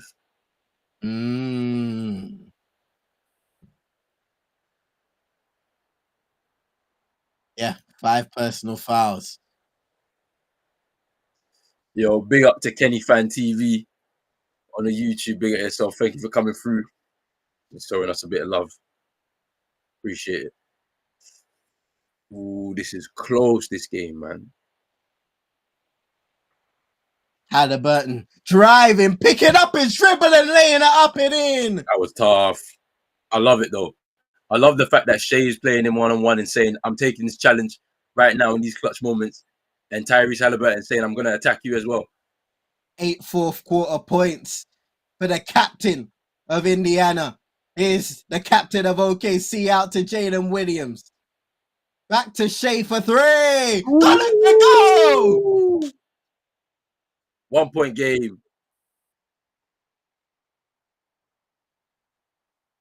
Here's Nemhard. Neesmith coming for the screen. Caruso fighting over it. Nemhard driving inside. Great defense from OKC. Chance to take the lead now. Shai. Shai Ooh. driving, pulling up. Timeout, Indiana. Oh, it was the move by Shai. Look at that. Look at that. Push him away. Up. He slipped. Momentarily. Oh. Pulls up for the mid-range. Bang. That's MVP. And this Tyrese is it getting now. it done for Indiana in the 4th. Shai said it's my time to step up. 1 point lead for OKC. 2:21 to go. Are we going back to OKC 2-2? Or is there a final twist in the game? This could be the turning point. First lead in this 4th quarter for OKC.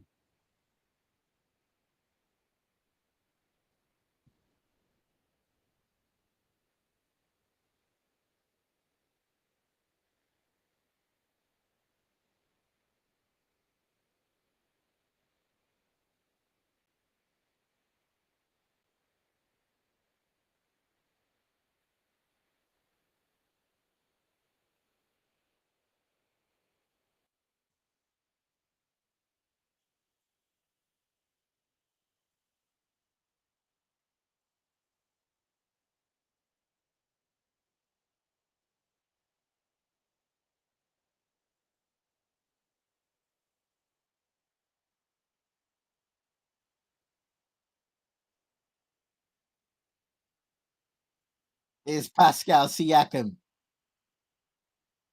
Miles Turner handing it off to Hannah. Oh, no! They get it wrong. Lou Dort on the other end. Caruso! And he gets the bucket. Okay. Was Dort fouled? Yeah, Dort was fouled. Okay, fine.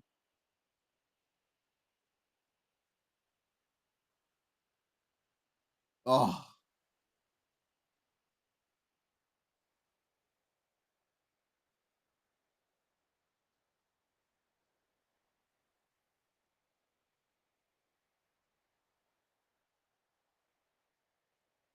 Ah. You can't be missing those.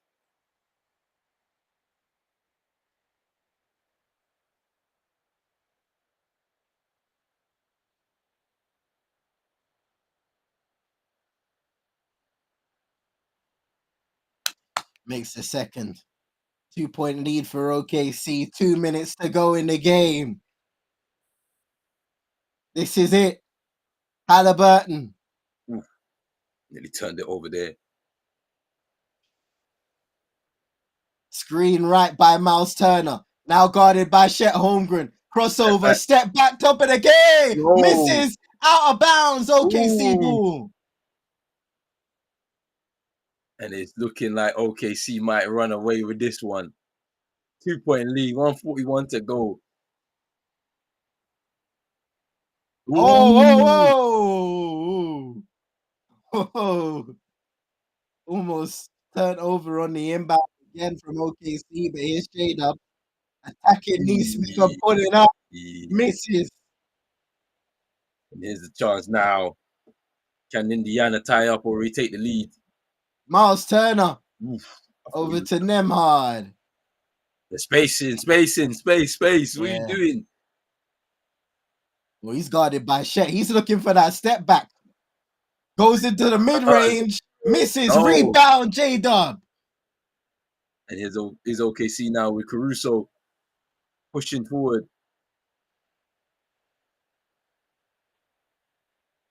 Into the final minute now.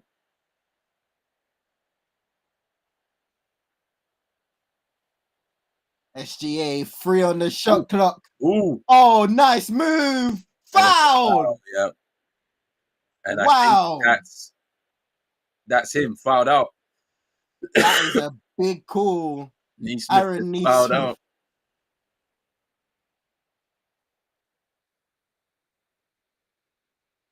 Now it's a chance to make it a 2-possession game.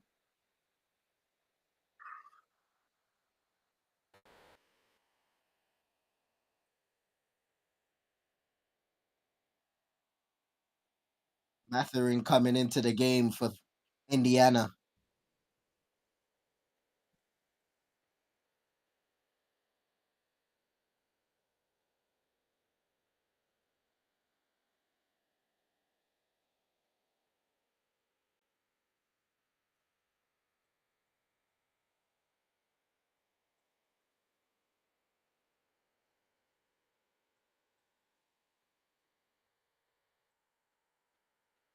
Two clutch free throws by Shai.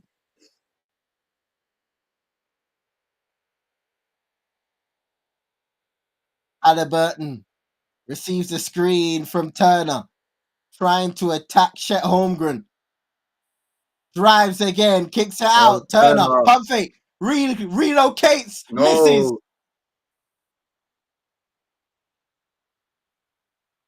A foul on Indiana.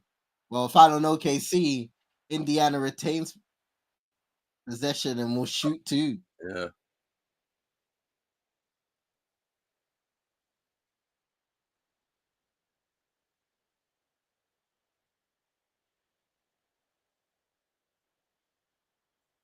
Caruso did a really good job there of getting that contesting after Lou Dort flies by. Miles Turner hasn't had a great game. Again. And I think that's it. You missed that free throw. That's it. That's it. You're not going to get another opportunity now.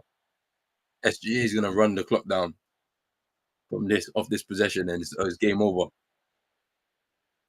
Okay, so tie this back up. You'll have to play the foul game. Yeah.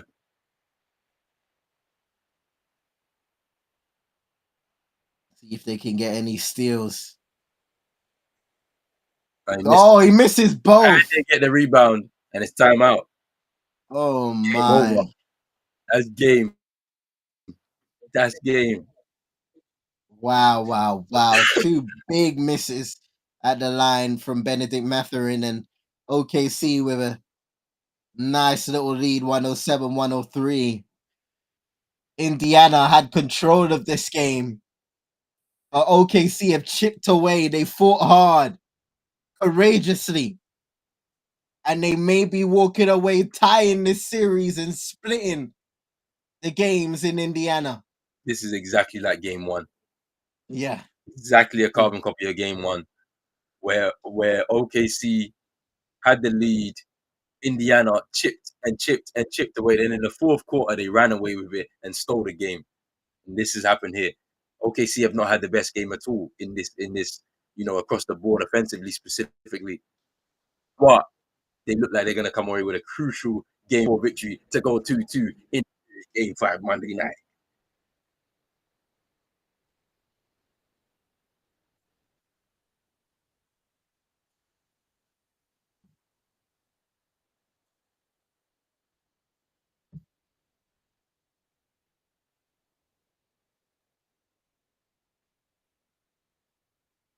Listen, man, I've been critical of Shai's ability to get it done throughout this game, but he has stepped up as of late. And all of those points down the stretch have been needed from the MVP. 31 points tonight with 50% shooting, 6 free throws. Jaden Williams as well, credit to him, got to the line 11 times and was perfect, 27 on the night. 20 points for Alex Caruso off the bench for the second time in this series.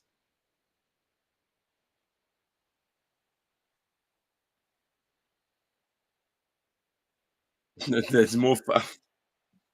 There's more foul shots. Yeah, Rick Carlisle's about to crash out, man.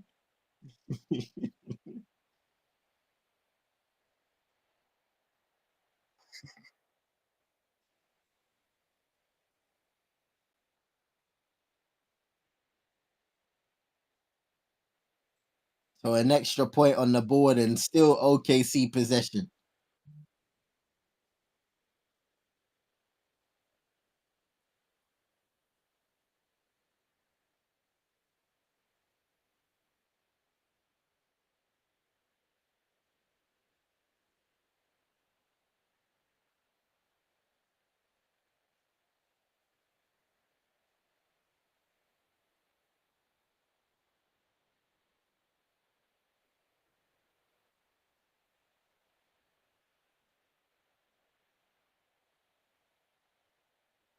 Oh, turnover. Here's Matherin to the rim.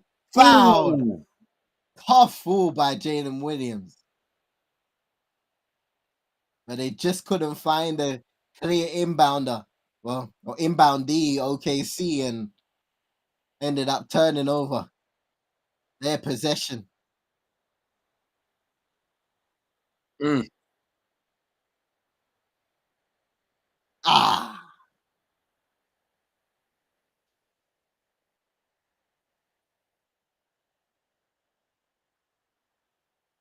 Missed again.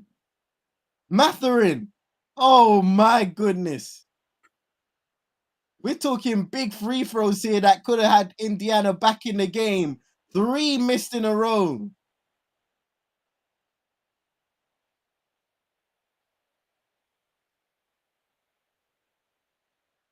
$108, $103. Second to go.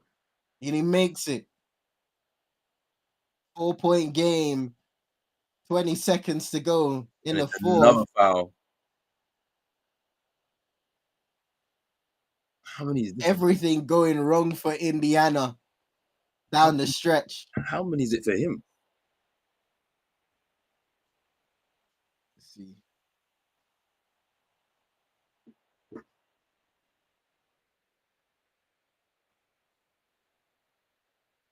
Okay.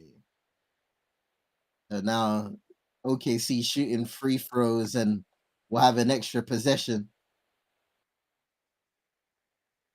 Pacers fans is shell shocked. Shell shocked. They can't believe it. They can't believe it. That is He hilarious. said, what the hell happened? This wasn't in the script. That is hilarious, man.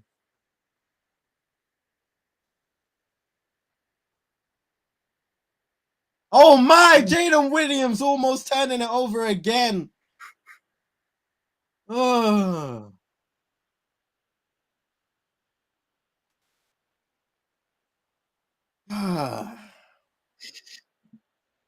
Big time stress. Inbound into SGA. There we go. They take long to foul. Lou Dort holds on SGA, and that's it. That's it, man. Surely. 7.1 remaining. So long to foul. Crazy. It's crazy how they've clawed this back.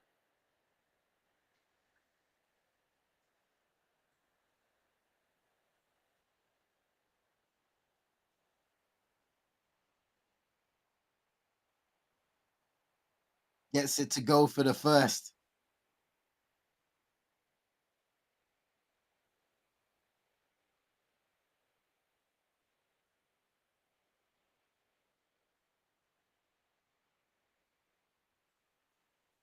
15 fourth quarter points for SGA.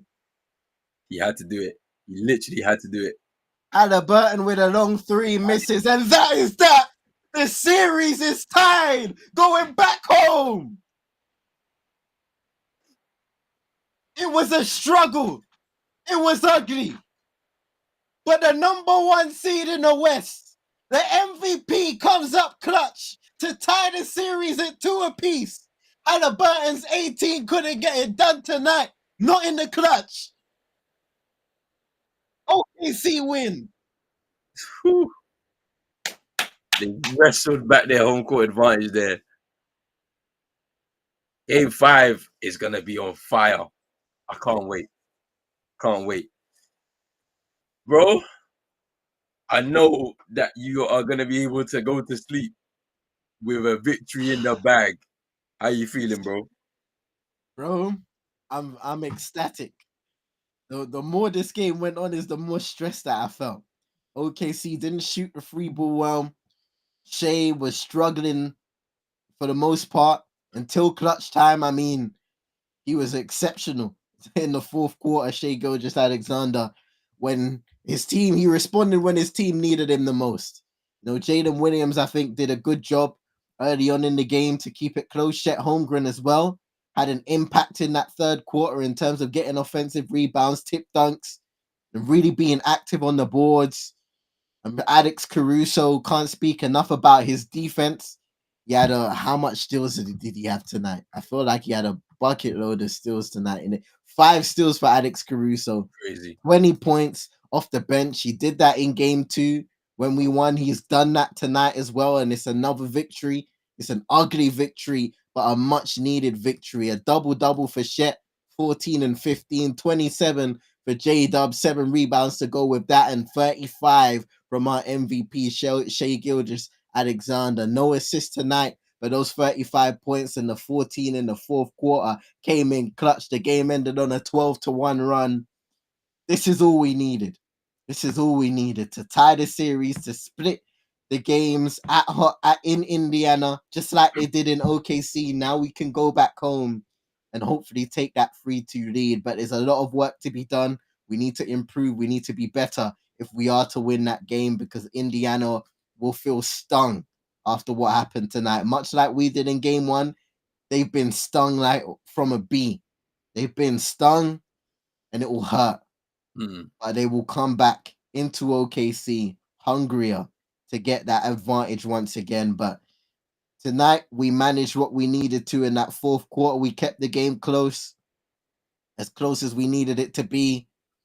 We handled our business, and that's all you can ask for in this OKC team. There are a lot of people prematurely saying that this OKC team choked, that they're a fraud of a number 1 seed. I've seen it. Shout out to our guy Drizzy. I saw it on Twitter. We ain't chokers. We ain't frauds. We're here for the long haul. Whether it be 7 games or less, we don't know just yet. But OKC, Indiana, this series is tied. This is a fantastic NBA Finals series, a competitive NBA Finals series, a great product, and an advertisement for the game of basketball. We're heading back to OKC for game 5. Come on. Big up to everybody. It's time to go to it's kind of time to go to sleep. Make sure you hit the like button, subscribe button as well if you're new, on the notification bells. For Pros Only Sports, we out, people. Peace.